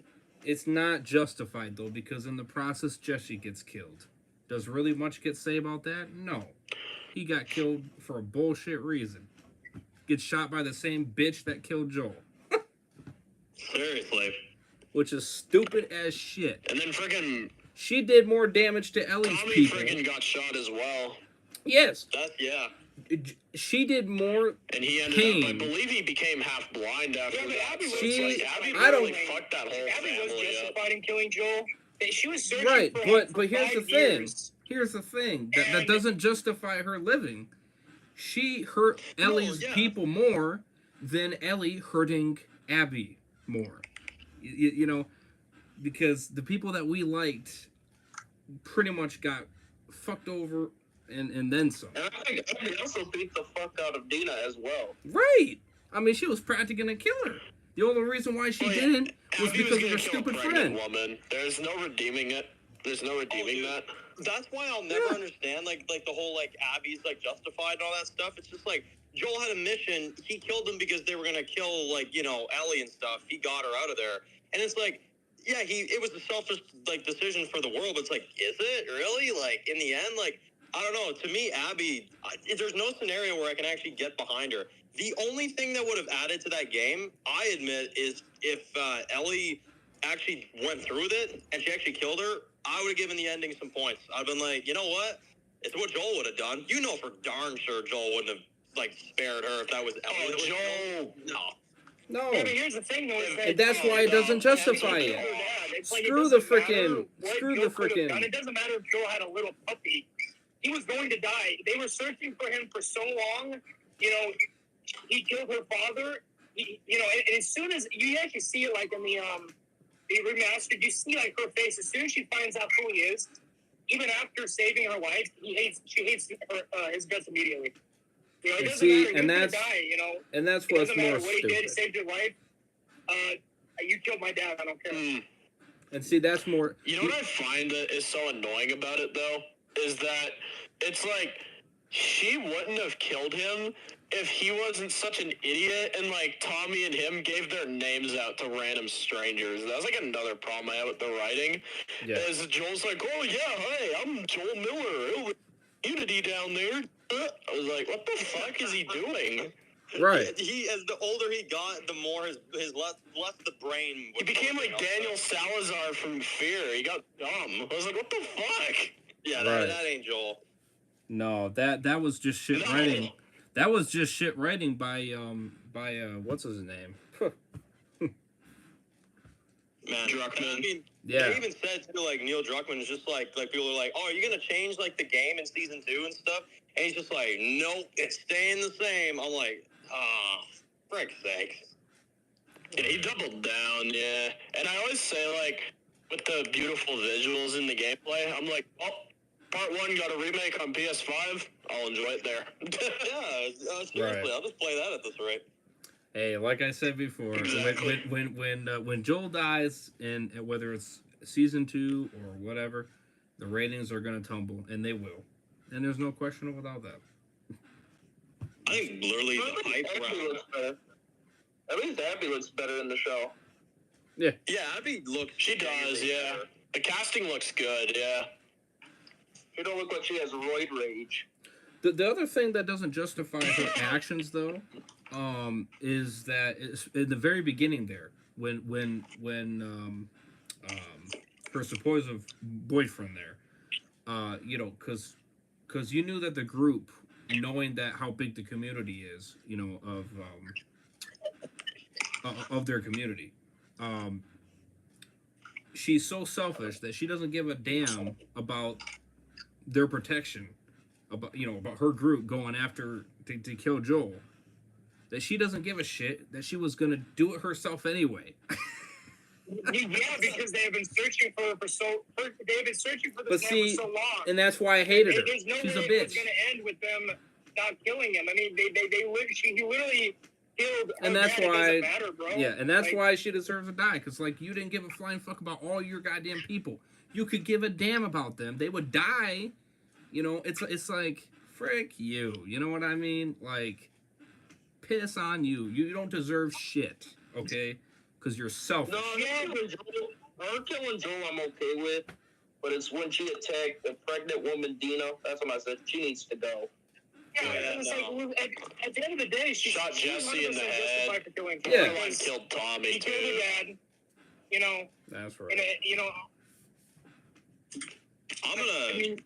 I'm gonna be honest. I'm not looking forward to that second season. I know that's a hot take. I know that's like probably like, whoa, really? But it's like, I don't know, man. I don't care to see this adapted. I really don't. Like, that game to me, you should have at least, if you're gonna kill Joel, kill him at the end of the game, and then you set up some tension and tell people, oh, by the way, part 3, it's the last game.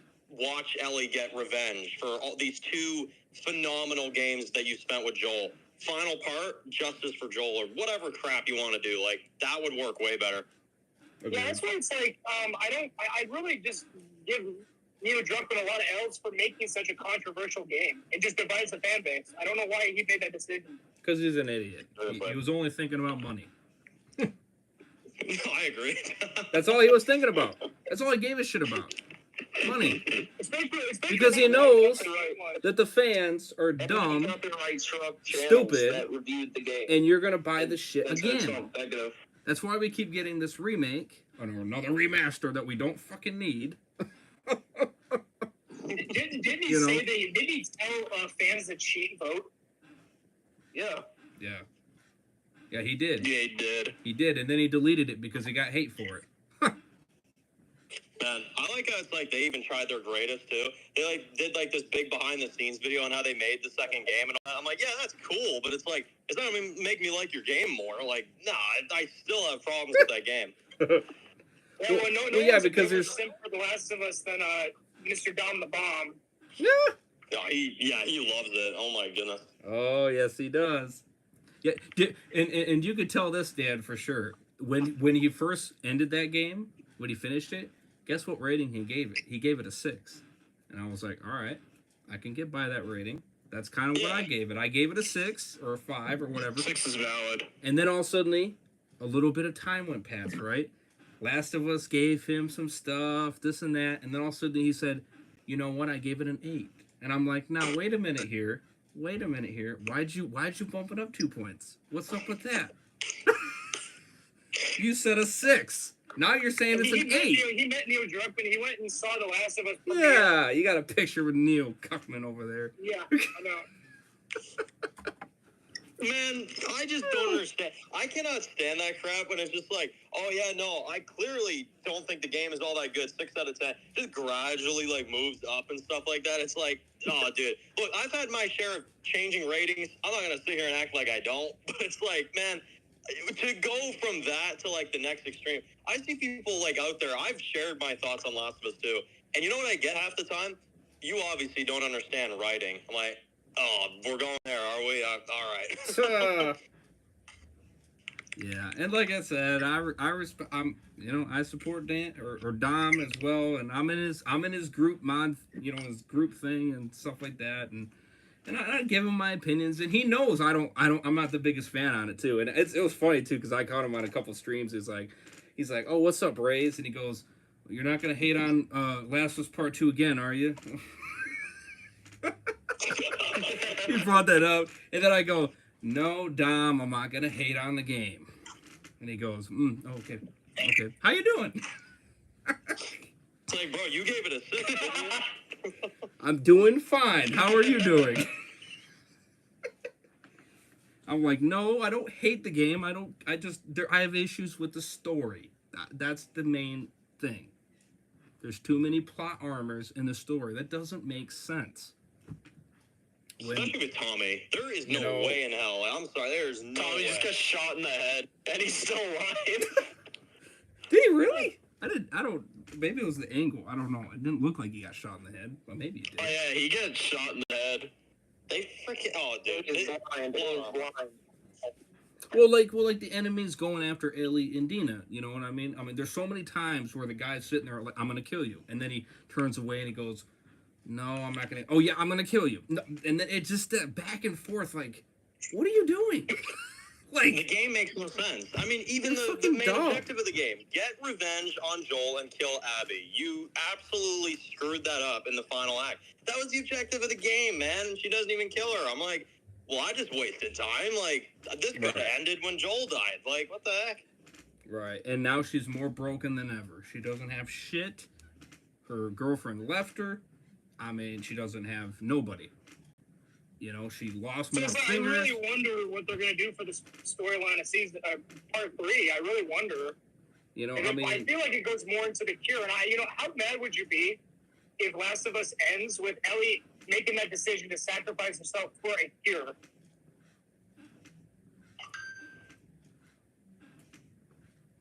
I mean, well, I don't know. What does Dan think? I mean, honestly, I'll say this. In terms of the third game, I'm interested in it, but the part 2 just left me at that point where it's like, I kind of don't care. I know that's probably an unpopular opinion, but it's like, I'm kind of at the point where it's like, whatever happens in the story in the final part, I'm like, I'm just going to live in my own little imaginary land and say that The Last of Us Part 1's a nice little standalone. Fair enough on that. I'm kind of getting forced to play it because of my channel, thanks to my community. Seriously. Last of Us 2 again. They asked me to frickin', you got to play part 3, and I did a poll on it. I said, all right, fine. If you frickin' vote to play part 3, I'll play part 3. And guess what? Everybody frickin' voted yes. I'm like, you bastards. I'm not even playing part 2. I'm not even playing part 2, Marty. Oh, I said, you know what though? I said, fine, I will play part 3. I said, but here's the confidential thing. If they start pissing me off, I'm gonna rage every goddamn second of it. Yeah. I'm going to. I'm going to tell you how I feel. You should have seen Reese's freaking reaction to the ending. Like the look on his face, he keeps the same look on his face right after Ellie doesn't kill Abby. He's just frozen with this look of just disappointment for like 20 minutes in the end credits. Remember that race? Oh yes, because I wanted to. I want to chop that bitch's head off. No, my favorite reaction, Dead Walker. My favorite reaction is when you had to play as Abby beating the shit out of Ella, and he's just freaking raging. That was the worst part, man. That really was. Last of Us 2 is the only game where it feels good to get a game over screen. Like, you're actually more happy with the game over screen than the actual plot. Yeah. Yeah, you're glad. Angry Joe did the because same you're playing thing. as- He kept killing Abby. It's just like, nah, you know what, Ellie? Keep killing Abby. Keep doing it. Yeah, that's what Angry Joe kept doing. He's like, whoops, we fall off. Wah! Wait, what are you doing, Joe? He's like, that's the end. He's like, that's the end. She dies. Man, that was a great game, guys. 10 out of 10. What an unexpected ending. She just dies. Masterpiece. Oh. I don't know what the ratings of the ones who live would be. Angry Joe's ratings of the ones who live. Yeah. Those non-Walking Dead fans. I think they said they Angry were Joe's going to watch it. reaction to Ellie sparing Abby was the funniest shit when he's like, "Are you out of your mind?" Oh yeah, but you know he made so many good points onto why the game wasn't that good. I mean, he literally nails it. He nails it on the call. Every time. He does it. Dan, did you change your rating for the? Yeah, for part 2, he nails it. Oh, what's up? So Dan, did you change your? So you still keep that same rating for the series finale for the season finale, the ones who live, like 8.5? Or you like still kind of like on the fence with that rating? I'm still comfortable with an 8 out of 10. Although I don't know. I'm trying to be nice. Right. Yeah, an 8 out of 10. I'm sitting there like, Yeah, a lot of the 8 out of 10 for me is just that reunion for me. You know. Oh yeah, because I mean, I even mentioned to Matt, like, it would probably be more so of a 7 for me. Even a 7.5, I could even go with at this rate. Although, like, I'm anywhere between an 8 to a 7.5 right now. Sure. Yeah, I agree. I'm like right there with you on that one. I left that episode so disappointed. I was sitting there like, oh. Seriously. I remember when I left the episode, it was like, okay, the reunion was It's just, pretty it freaking reminded cool. me of kind of like, you know, the way that the main show ended, just rushed. And I don't give Angela King any credit, any excuses. She had 24 episodes and it was still a rushed ending, you know? Yeah, agreed. I'll say this, 1124 You know, it's just- destroys 106 of Ones Who They- Live, though. You know, the Commonwealth is taken out in a way that just seems kind of simple. You know, Easily simple. Yeah, very.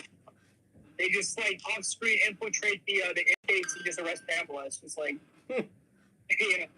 Oh, like, I'm not even joking. Like, this might sound over the top. I'm going to go out of my way this week, guys, to do a video explain. It's basically just going to be called Why They Failed on the CRM. And I'm going to do this big video where it's like I go over all the shows, right? And it's like why I feel like they could have given them more time. Because I feel like that's a video I need to get done. Because it's like, it just did not work. It didn't work in the end. It really didn't. I agree. I'll definitely check that out. Yeah, they did fail him.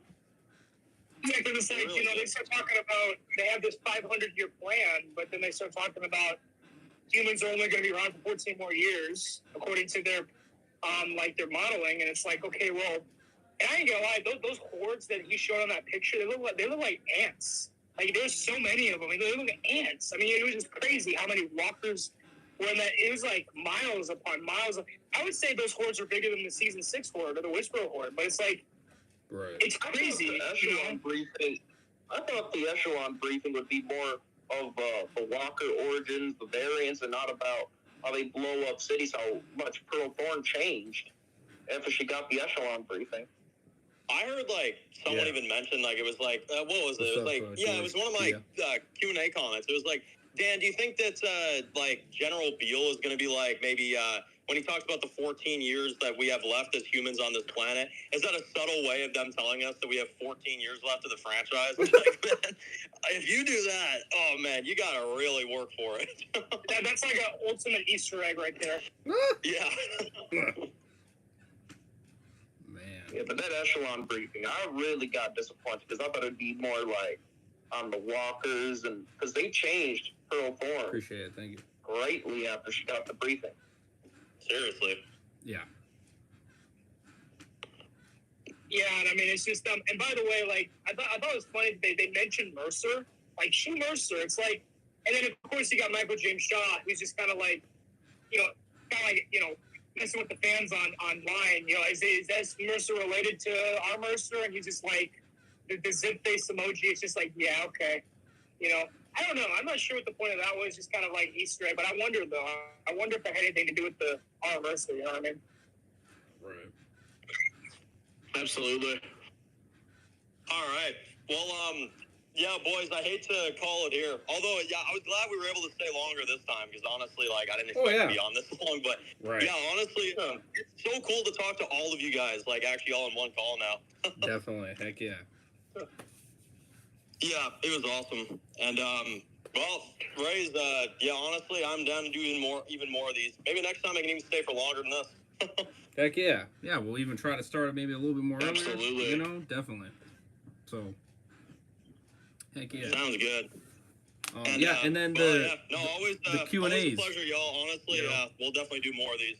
Yeah, and then the community tab of the Q&As for your fan base. Definitely. That's a good idea. Yeah.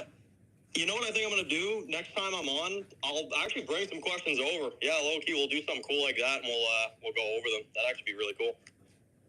Set something cool up. Yep. Yeah, that'd be awesome. Yeah. Heck yeah. All right. Well, All right. have a good night. You all have a good one. Yeah. Subscribe to Dan. Subscribe to MeGAMaTT. Links will be in the description. Mr. Heisenberg, Dan Walker. Show them some love. Would appreciate it very much. We'll do another little shout out. Share the love. Sounds good. All right. Peace, Yes, y'all. sir. Peace. Good night. Yeah, you guys have a good one. Yo, what's up, Ben Walker? It's just the homeboys now. Oh yeah, I think that went really well. I hope I didn't interrupt too much, did I? No. No, I thought you did pretty good. So. Dang, I wanted to trash on Sonic tonight. I know. I was just thinking about. No, we're not gonna do that. We're not gonna do that. Nope, That's not this stream, brother. We're for the Thursday stream, not sitting here bitching about something stupid like that. Oh, yeah, we're not. Like last week. Yeah, that was. Yeah, I felt bad about that. I did. I was laughing my behind off the whole night. Yeah, not shocked by that one. That was cool, though. I'm glad that, I hope that maybe I can do more of these, and because I have classes every Thursday, so. Right. Yeah, no, it was nice that we were able to move it and make it work still. Heck yeah. Man, no. I really meant that when I left episode 6, I almost was like, really? This is the end? I'm like, this show, The Ones Who Live is just very disappointing. I don't know. Like, that's me, though. I find that show very disappointing. Right. That's why it's not my favorite spinoff. Yeah. Dan's like, That's Dan's really cool, though. Dan's cool. Matt's really cool. I really appreciate them a lot. Okay. They're really cool guys.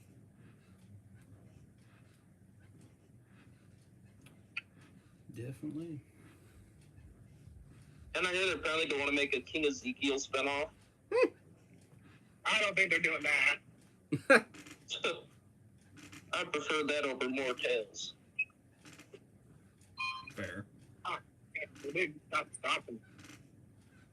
Fair I on think it's a beat in a minute, but the friggin' Invincible Season 2 finale, Dead Walker, was fire. Yeah, I'm just a little irritated about, knockoff Spider-Man, but obviously they did the best they could with the rights that they had. They're talking about Agent Spider and Professor Ock. Yeah. Fuck that shit. I like the Batman one. The Batman one got me laughing. The Batman one got me laughing. It feels like, it just felt like a mid-season finale. There wasn't, the first 15 minutes was the whole Angstrom Levy thing, and then the rest of it was just kind of just boring, Right. But the new X-Men series is the best. But I will say, though, Invincible Season 3 can't come soon enough. Man, when I see Mark and Adam Eve, I'm going to be having cum shots. I love Adam Eve. She's one of my favorite characters. Are you glad that Amber's gone? Oh, I was fucking celebrating. When I saw that bitch leave, I was like, yeah. He's a better character than she was in the comics, let's be honest. Oh, barely. No, she was still a bitch in season 1. How she knew and still was hating on him. And yeah, it's true. That is true. Like, bitch, shut up. Damn, it's taking a while. Yeah, apparently April 8th, we're going to get the Joker 2 trailer. Okay. I'll definitely go see that in theaters. That was a good movie.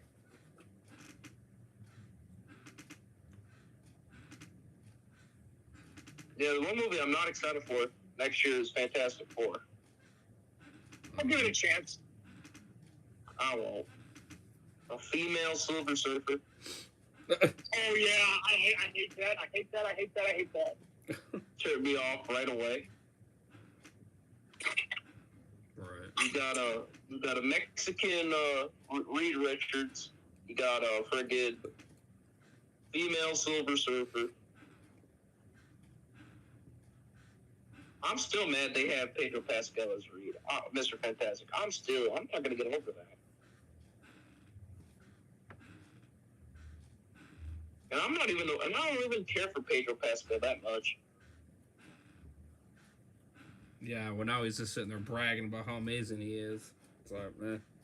He's overhyped too. He's overhyped. Yeah, at this point, yeah. Best actor in the world, my ass. You are not. John Krasinski, who was in Doctor Strange, is a better actor than Pedro Pascal. Right. He's actually in one of my top 10 movies I'm most excited for this year, called If. Yeah, it's gonna be a good one.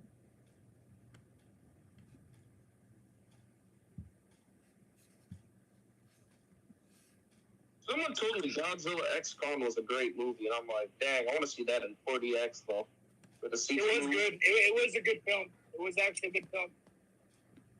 Oh, you did actually I'm see it?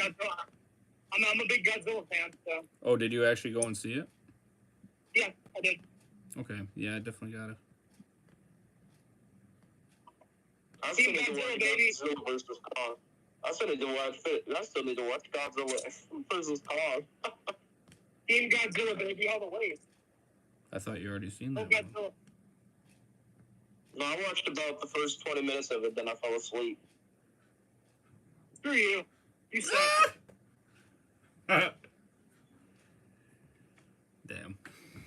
David Cornsweet's gonna be the worst Superman. I was gonna say I enjoyed that movie. It was good. David Cornsweet's gonna be the worst Superman. Okay, that's your opinion. I'm just kidding. See, again, people cannot offend me because I just say whatever. Zack Snyder's 4-hour Justice League, I fell asleep after 5 minutes. Rip. Actually, that's pretty good. I just got bored because I do not like a 4-hour movie. It's long and sleepy. It makes me sleepy. You're not gonna be like Epic Zombie Killer and praise Titanic? No, but Titanic's a 2-parter, so I can watch it on different days. That's true. So I can watch 2 hours, take a little break, and then watch another 2 hours. Right, yeah, it's not all at one swoop. Because originally the Zack Snyder Justice League was supposed to be split up into parts, like episodes. Sure. An hour for episode 1, an hour for episode 2, and then an hour. But it would come out between different weeks. Oh, they actually got That would've Invincible. sucked They actually as well. got Invincible in the item shop. Yeah, because the weapon used in the season finale, where he beat the guy up, Angstrom Levy, was in Fortnite. Should I get the all the skins? It's up to you. I really don't care, but Invincible, Omni-Man, Adam Eve. Omni-Man's my favorite, though. Fuck, Omni-Man is my favorite character. Yeah, he looks actually. I miss my wife. He actually looks I really miss good. I think I miss my wife. I miss my wife. Yeah, he looks kind of After cool. last season, after in season 1, when he called his wife a fucking pet, frickin', he goes, "What about mom? I love your mother. She's more like a pet." I was like, damn. Calling her a dog. I was like, damn. Right. Freaking Omni-Man he's the GOAT character. Yeah, him, and I like freaking Anissa as well. I like Anissa. Oh, Lady Gaga's still there. Except she rapes on Invincible. Are you gonna jerk off to that scene? No, I'm kidding. Why? That scene is gonna be nasty. I know, I'm kidding. I'm kidding. Are you gonna jerk off to the scene when him and Adam Eve finally kiss? No, I'll do it. I'll do it when they first get. I'll do it when she gets pregnant, though. Gosh. When they're making that little baby. Oh gosh. Yeah, because Invincible has 2 kids. He has Mark with Anissa, then he has I forget her name, the daughter's name for a second. Eve. He has a daughter with Eve, and he has a son with Anissa. Yep. Yeah, but one of my man, freaking, I can't wait to see Robot develop his relationship with Monster Girl.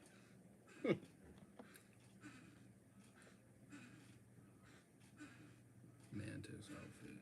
Yeah, well, what happens is they go to an alternate dimension where they actually age, and then they live like hundreds of years, and they actually fall in love there. Yeah. And then Robot becomes evil at the end. Yeah, which is sad. Rex becomes really evil again, yeah.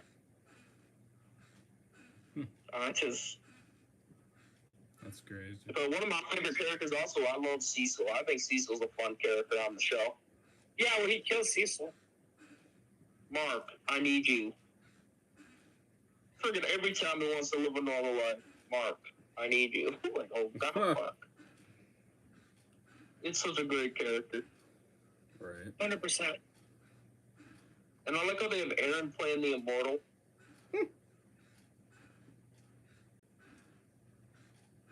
Yeah, the actor who plays Aaron on Walking Dead is playing the Immortal.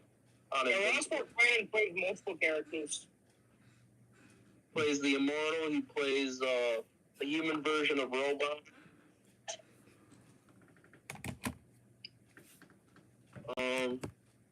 Friggin', I like that they confirmed in this episode that Immortal was Jesus in the Invisible Universe. God. Yeah, that cup was the Holy Grail. Well, no, but he was also Abraham Lincoln. Yeah, Abraham Lincoln. He was Jesus, and also Duplicate. They confirmed finally to those idiots who said she died that she's alive. They're like, Duplicate's dead. I'm like, no, she's alive. She was living in a bunker. They confirmed it this episode. Well, the comics, people that know about the comics already know that. And now we're going to hear for a while that they killed Engstrom Levy. Which, no, he escapes to start the Invincible War. Yeah, he's not dead. Engstrom Levy is not dead.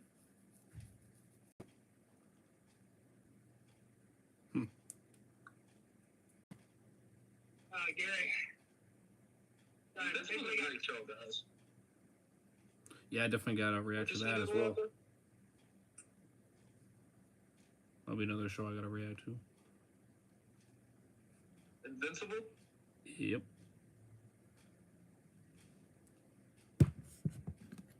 Hey, Gary, I burned my hand pretty bad in the oven here, dude. What now? Burnt his hand on the oven.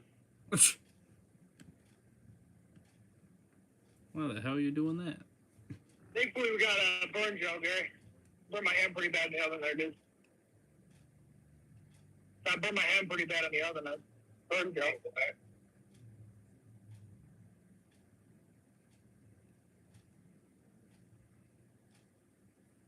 Maybe you would have known that if you weren't looking at the Sonic poster.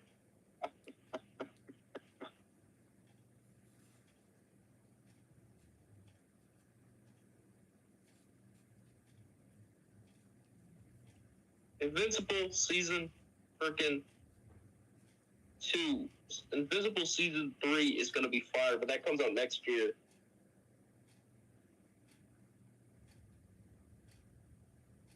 Right.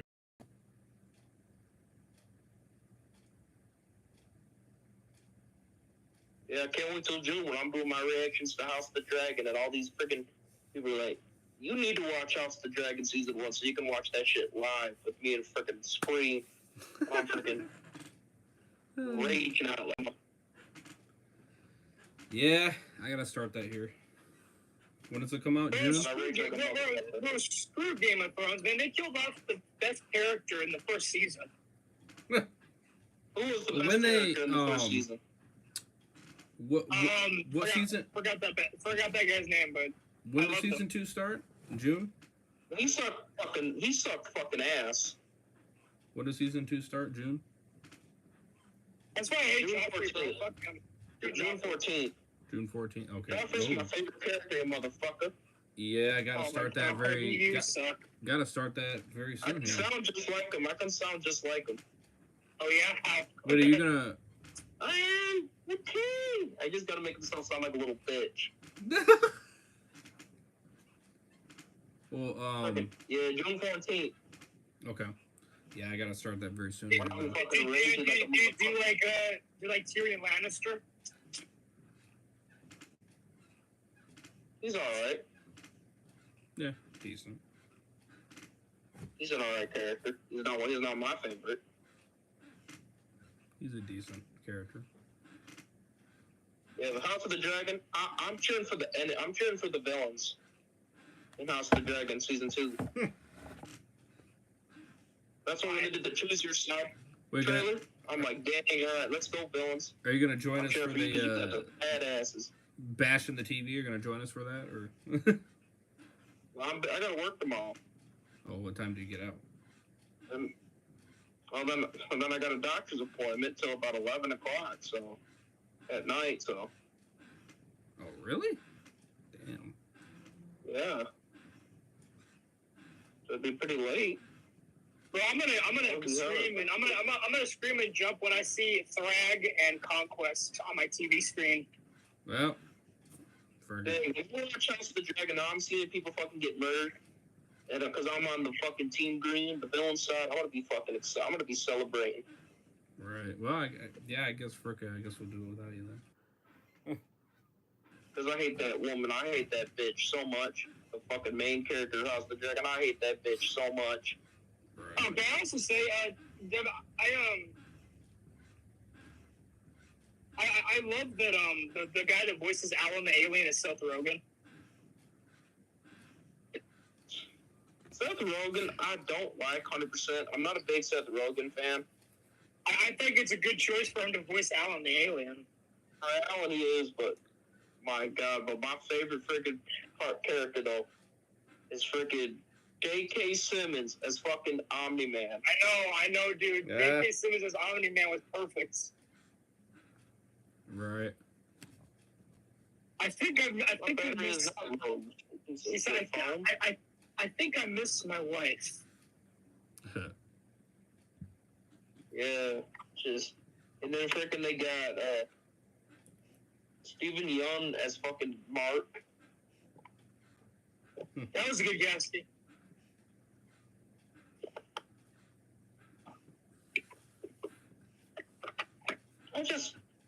Oh man, I like that they chose the guy who played Mr. Krabs, that guy, as General Krieg. Did you like the voice actor for General Krieg? What? Do you like the voice actor for General Krieg? What's up, Dan? Definitely, was fun, boys. Definitely gotta do that Q&A thing. Definitely. Appreciate Can you you hear me? dropping by. I'm gonna let you guys go in a minute. Okay. Appreciate you dropping by. Invincible though, but man, I can't wait to see fucking Squid Game season 2 later this year. Oh yeah, that one's gonna be crazy. And the ones from Liverpool have been my most anticipated show this year. That's why I didn't leave that disappointed, because I really wasn't that much looking forward to the show. But hey, Devin, we got Cobra Kai season 6 and The Boys season 4 coming upon us this year, bro. Most likely. And House of the Dragon season 2, dude. I don't care about that. Ah! Squid Game season 2 is gonna be good. I'll watch that. Right, yeah, that one's It's gonna be gonna be crazy. good. That one's gonna House be of the Dragon crazy. season 2 is gonna be fucking fire. Yeah, that one's gonna be crazy. Because I already read the books, I already know what's gonna happen this season. So.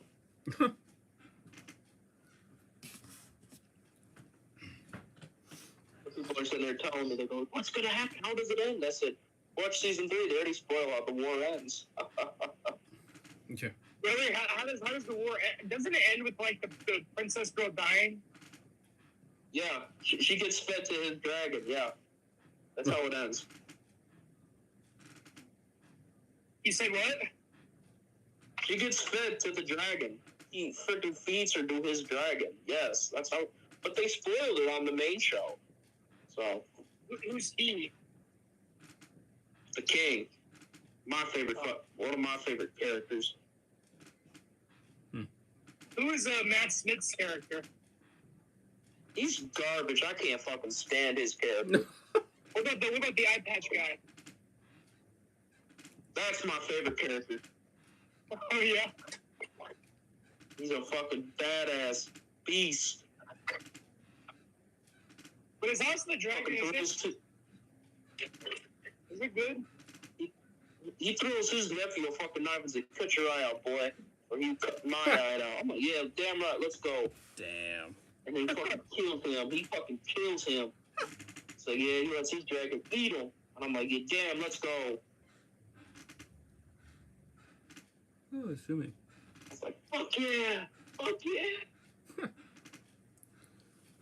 Well, I like those types of characters who they have no fear. Yeah, you cut my eye out, I'll fucking kill you, boy. He did. He fucking killed him. How many seasons are they planning for House of the Dragon? 4 seasons. 4 seasons that we know of. And aren't they planning on a Jon Snow spinoff? God, that's the one spinoff I'm fucking like, I don't give a fuck. Because I don't like Jon Snow. Well, I mean, he loves to have sex with his aunt, so. Yeah.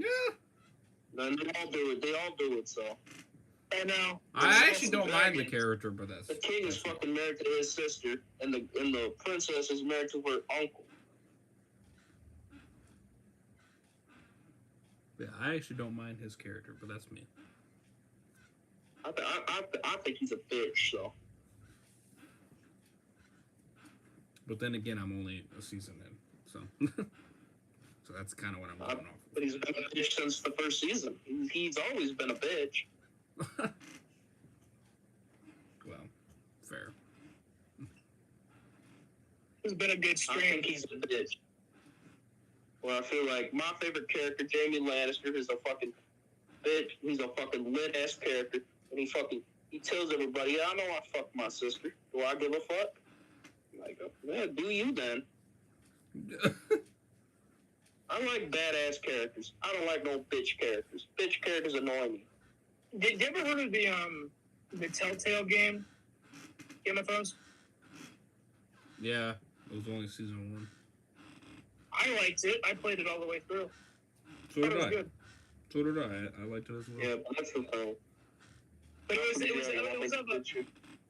was of a house that was never mentioned. There was like this one house in Game of Thrones that it was about. That was It's probably in a house from, it's probably one of the houses from the Buds. But a character appears in it. I forgot what his name was, but he appears in it. Yeah, Jon Snow appears in it. Jon Snow appears, and there's another character that appears. I forgot what his name was. He was a I think person. Tyrion appears in it. I think Tyrion appears in it. Yeah, there is. But Jon Snow, I have no fucking respect. I do not like Jon Snow at all.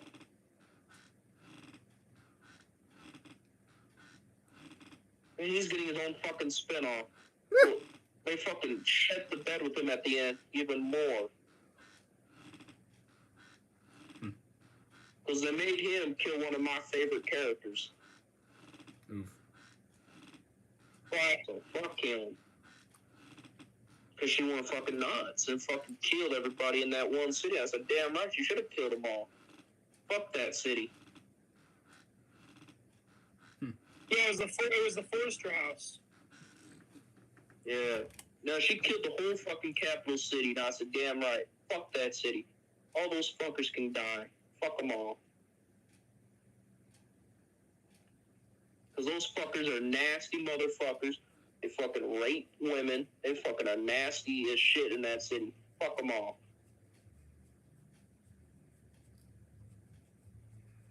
I hate that. King's Landing sucks.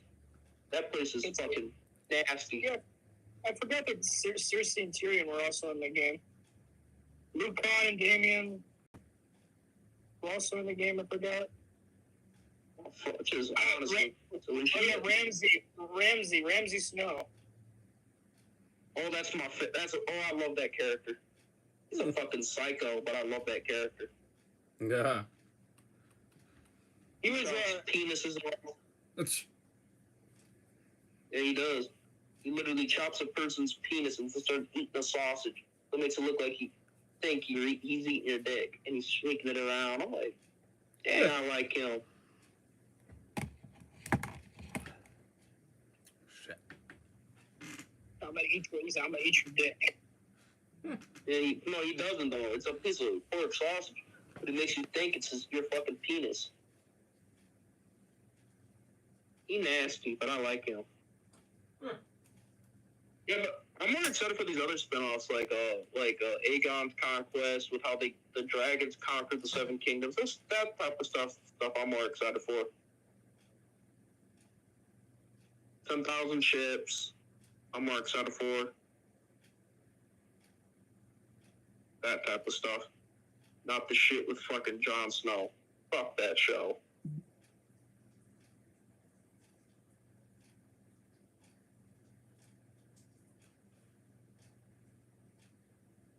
Yeah, right now I'm focusing all my attention on the Gina of the new Esposito series. That show was fucking fire in that first episode.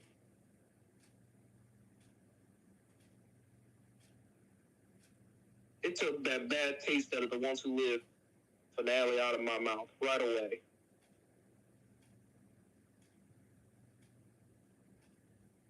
I love that episode. So disappointed.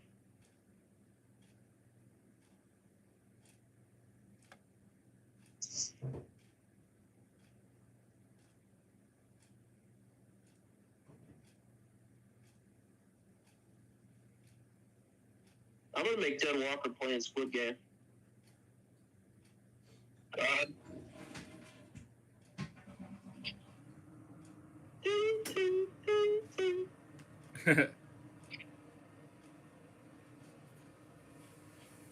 Man, but the one show, man, I cannot wait for is the new fucking Spider-Man series later this year.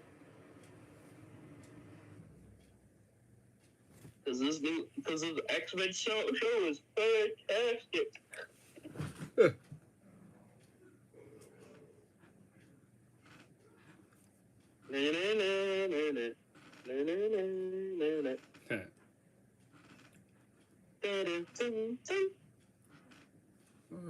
Walker, I love your logo, the hot as the Kansas City Chiefs on it.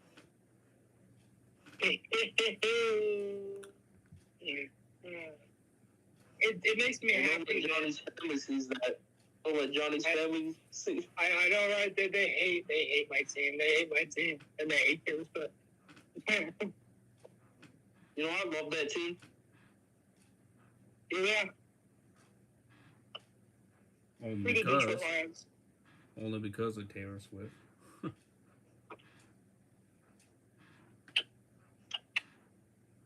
It's literally the only reason. I know. I take what I can get. You're sad, brother. That's all there is to it.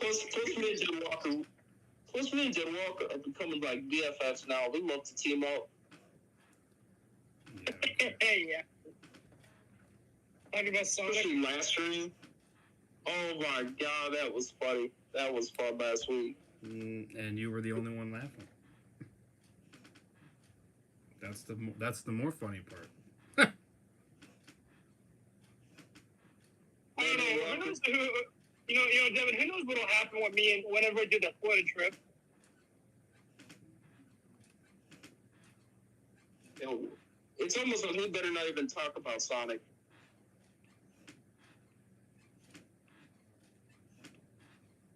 We're gonna make him jump out of the car and him start running fast because he gotta go fast. I mean, it's a dead topic. It's old at this point. It's gonna be like me if I go see Sonic 3. It'll be a dead topic because I'll be like, that movie's garbage. Yeah, well, that's your opinion.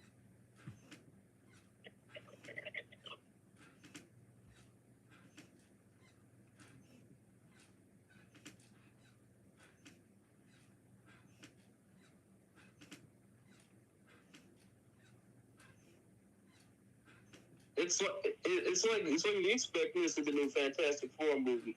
I'll probably be in the theater freaking sleeping.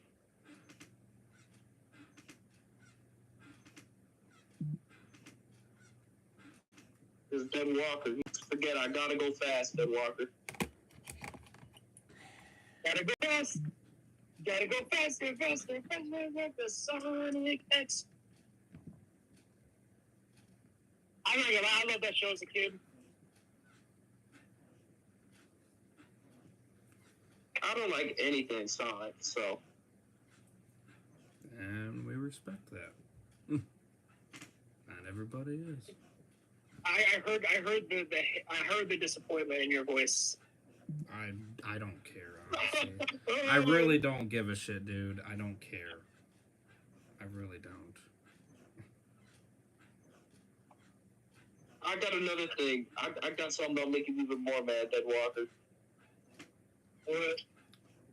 The Walking Dead is one of the worst franchises ever made. Obviously, you don't mean that. I said one of the worst franchises. That I do agree with. Okay.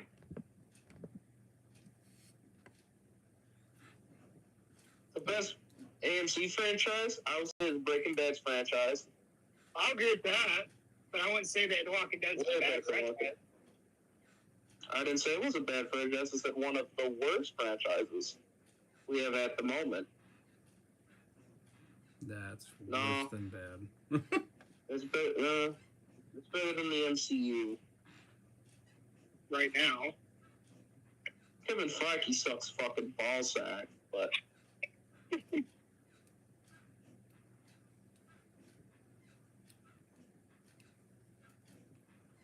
Especially what Bob Iger said this week, I was like, God dang. It's like, yeah, they'll never change. He's like, he said Disney won't be woke anymore. I said, no, he didn't. He said, we'll always be entertainment first. I was like, you never were entertainment first for the past couple of years. You can't tell me Eternals was entertaining. You can't tell me the new Marvel movie was entertaining.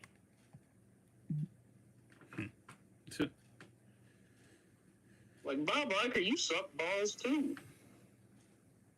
All right. You and Kevin Feige probably go to the same gay nightclub, fucking sucking dick. Oh, so much you suck.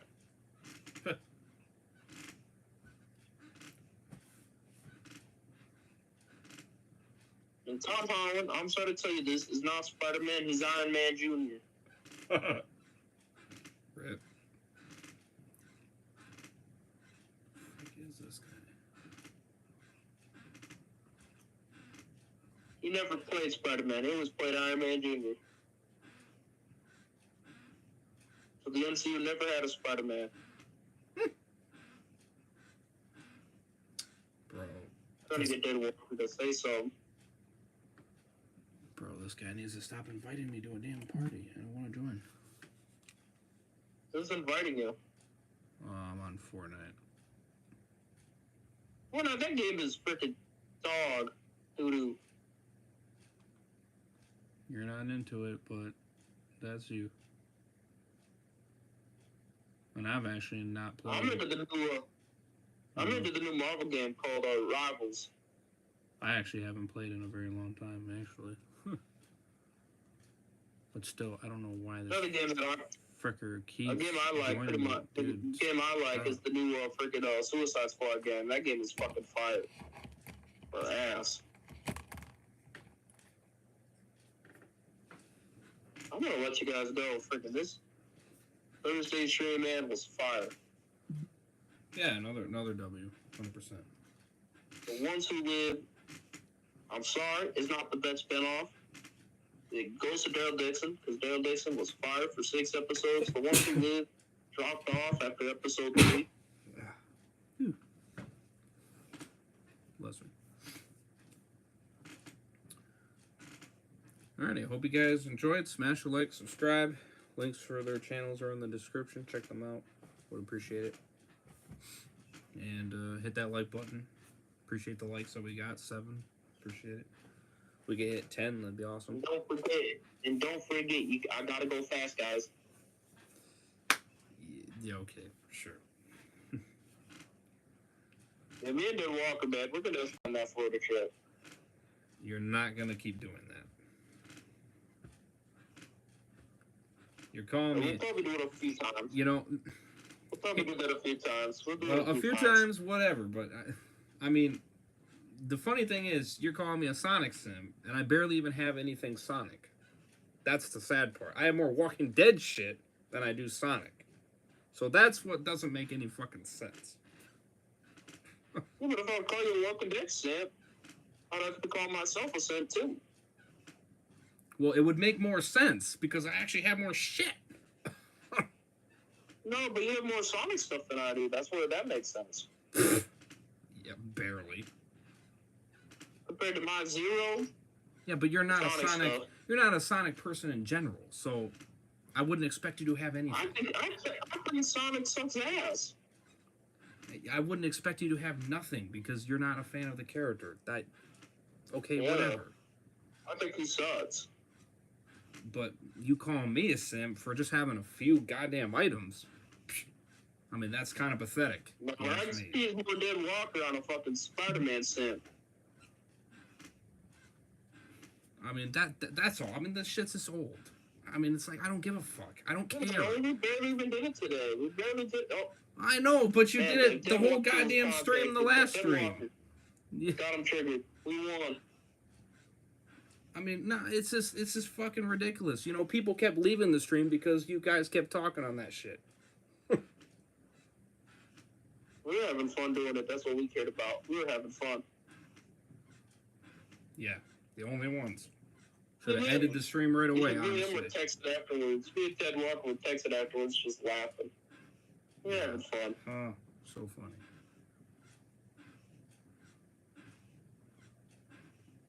So funny. That was probably the best Thursday stream. Last week's Thursdays was the best one. That was the worst one. No, it wasn't. It was the best. I prefer the one with Dan. Sorry to tell you. No, I think that one was just fire. No. We were just having fun, teasing everybody.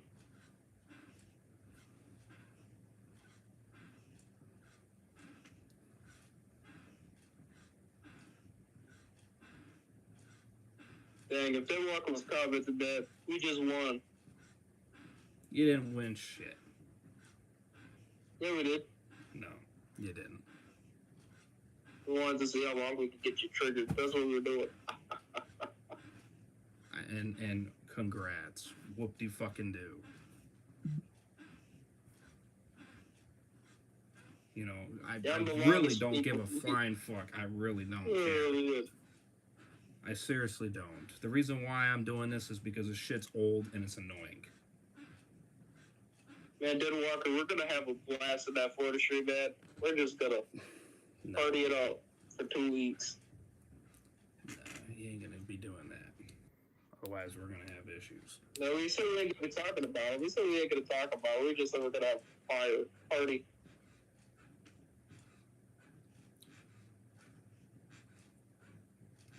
What does this person want? Fuck.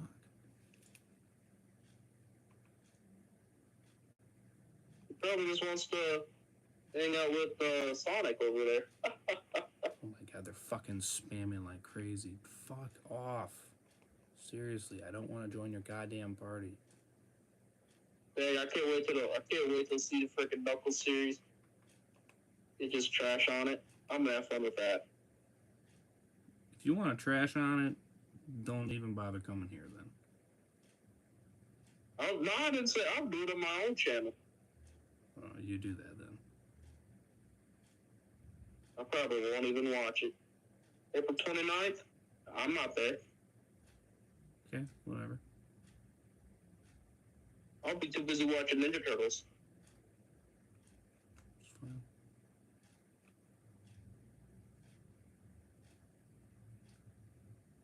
So I got my Ninja Turtle stuff on. I got my bandana out, getting my toys ready for Ninja Turtles.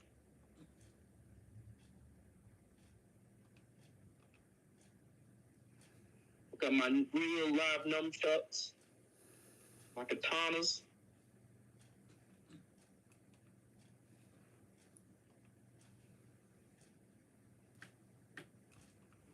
I think he left. I think Dead Walker left.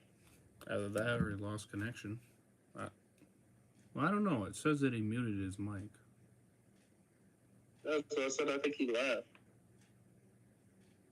Could be doing something. I'm out here. Huh? What's up? Did you just mute yourself or something? Or? What's up? Yeah, I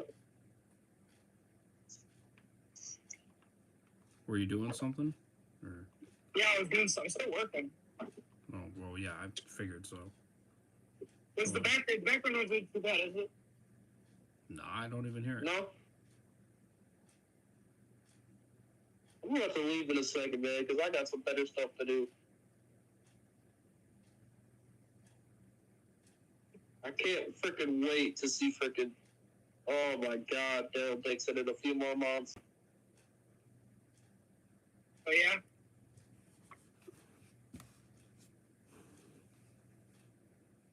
I wish Kid City was coming out this year. I want to see Negan.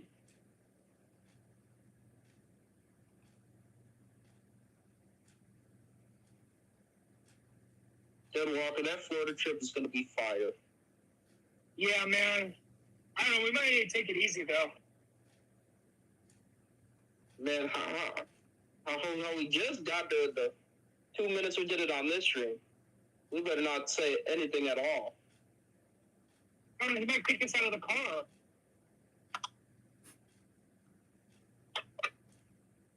Then I might have to call somebody to go pick us up.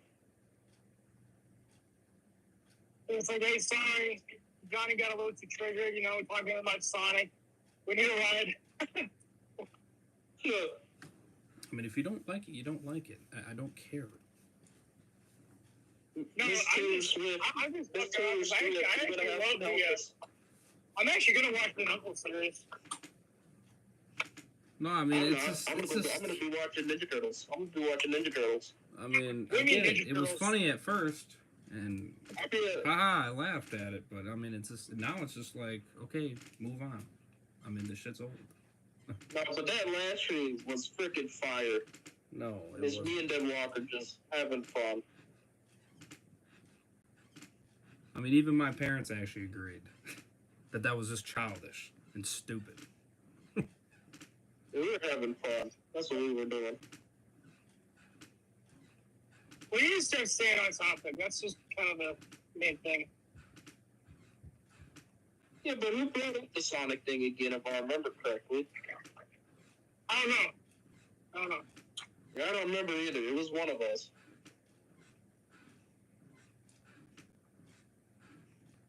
The thing about the deficiency, like a few months ago, I know that one was me.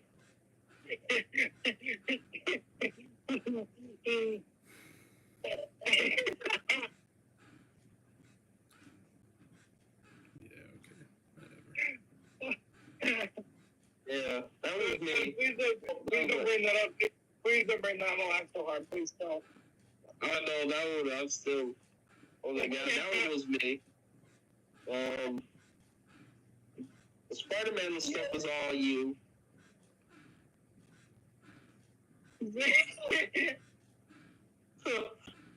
I think the Sonic one might have been me as well. Yeah, it might have been me. It was either me or you.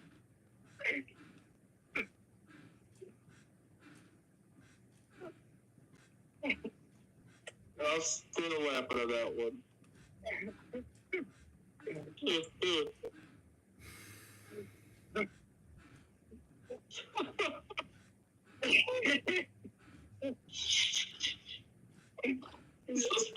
Somebody left the call.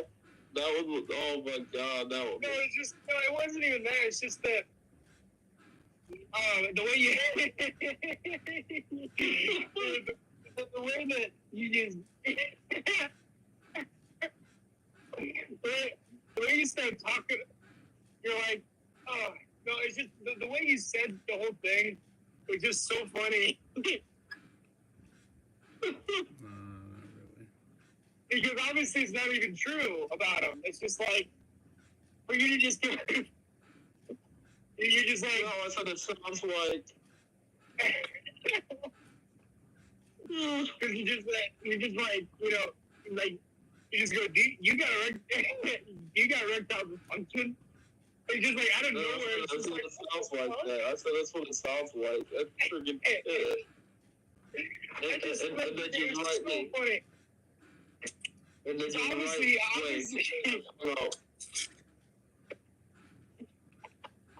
Obviously, he doesn't have that, but it's just like, it just came out of nowhere, and it's just like, it's just so funny because it's just out of nowhere. I was laughing for days over that.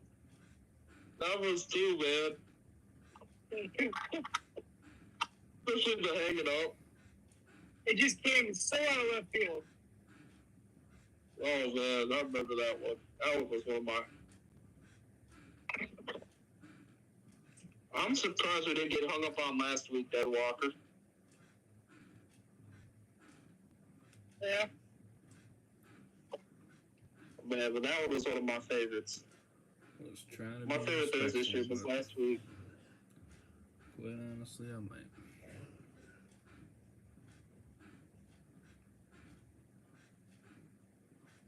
Man, I can't wait. Oh, man. Dead Walker, if he loses on the curb for the Florida trip, well, I'm going to hitchhike to Taylor Swift's house, then she could drive a. We could take her private jet to Florida. Yeah, good luck with that. Yeah, we just type her on Instagram, me and Dead Walker, just type her on Instagram. Who the frick is Beast Randy?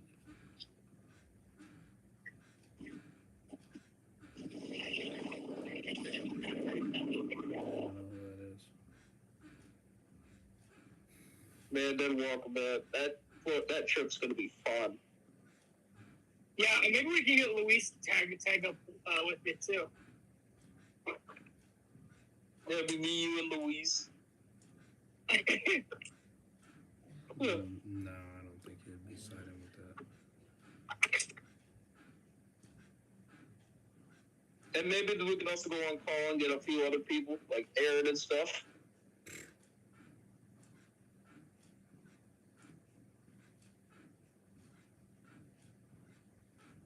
Oh my god, I got a group that will really get it. This club I'm gonna get for pro. The Sonic Hater Club. Yeah, won't have many people there. I gotta A lot of people go. there. I gotta go. I gotta go too. I'm gonna get something to eat. I'll talk to you guys later. All right, peace out. Text you later, boy. Remember, I gotta go fast.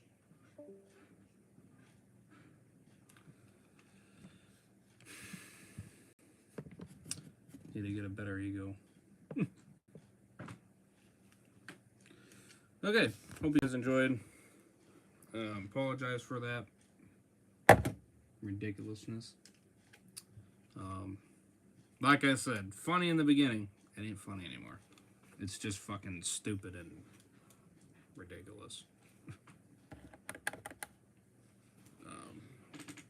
So, hope you guys enjoyed that Walking Dead stream. Hit the like button, I would appreciate it.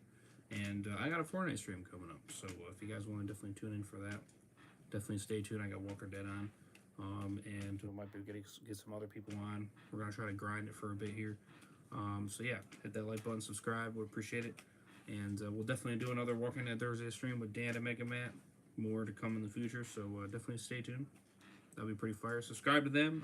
I'll add their links in the description once the stream, fully gets on the channel after this stream, and we'll get those links in there. But yeah, definitely check them out, guys. And stay tuned. We got more fire content on the way, for sure. And we got that Damn Machine TV tomorrow as well. Well, actually, about to be today, but yeah, tomorrow. So stay tuned. Got some fire content on the way. Links for everything in the description, and I'll see you guys in the next one. Over here, sign out. Peace. Have a good one, guys. Much love. Stay safe.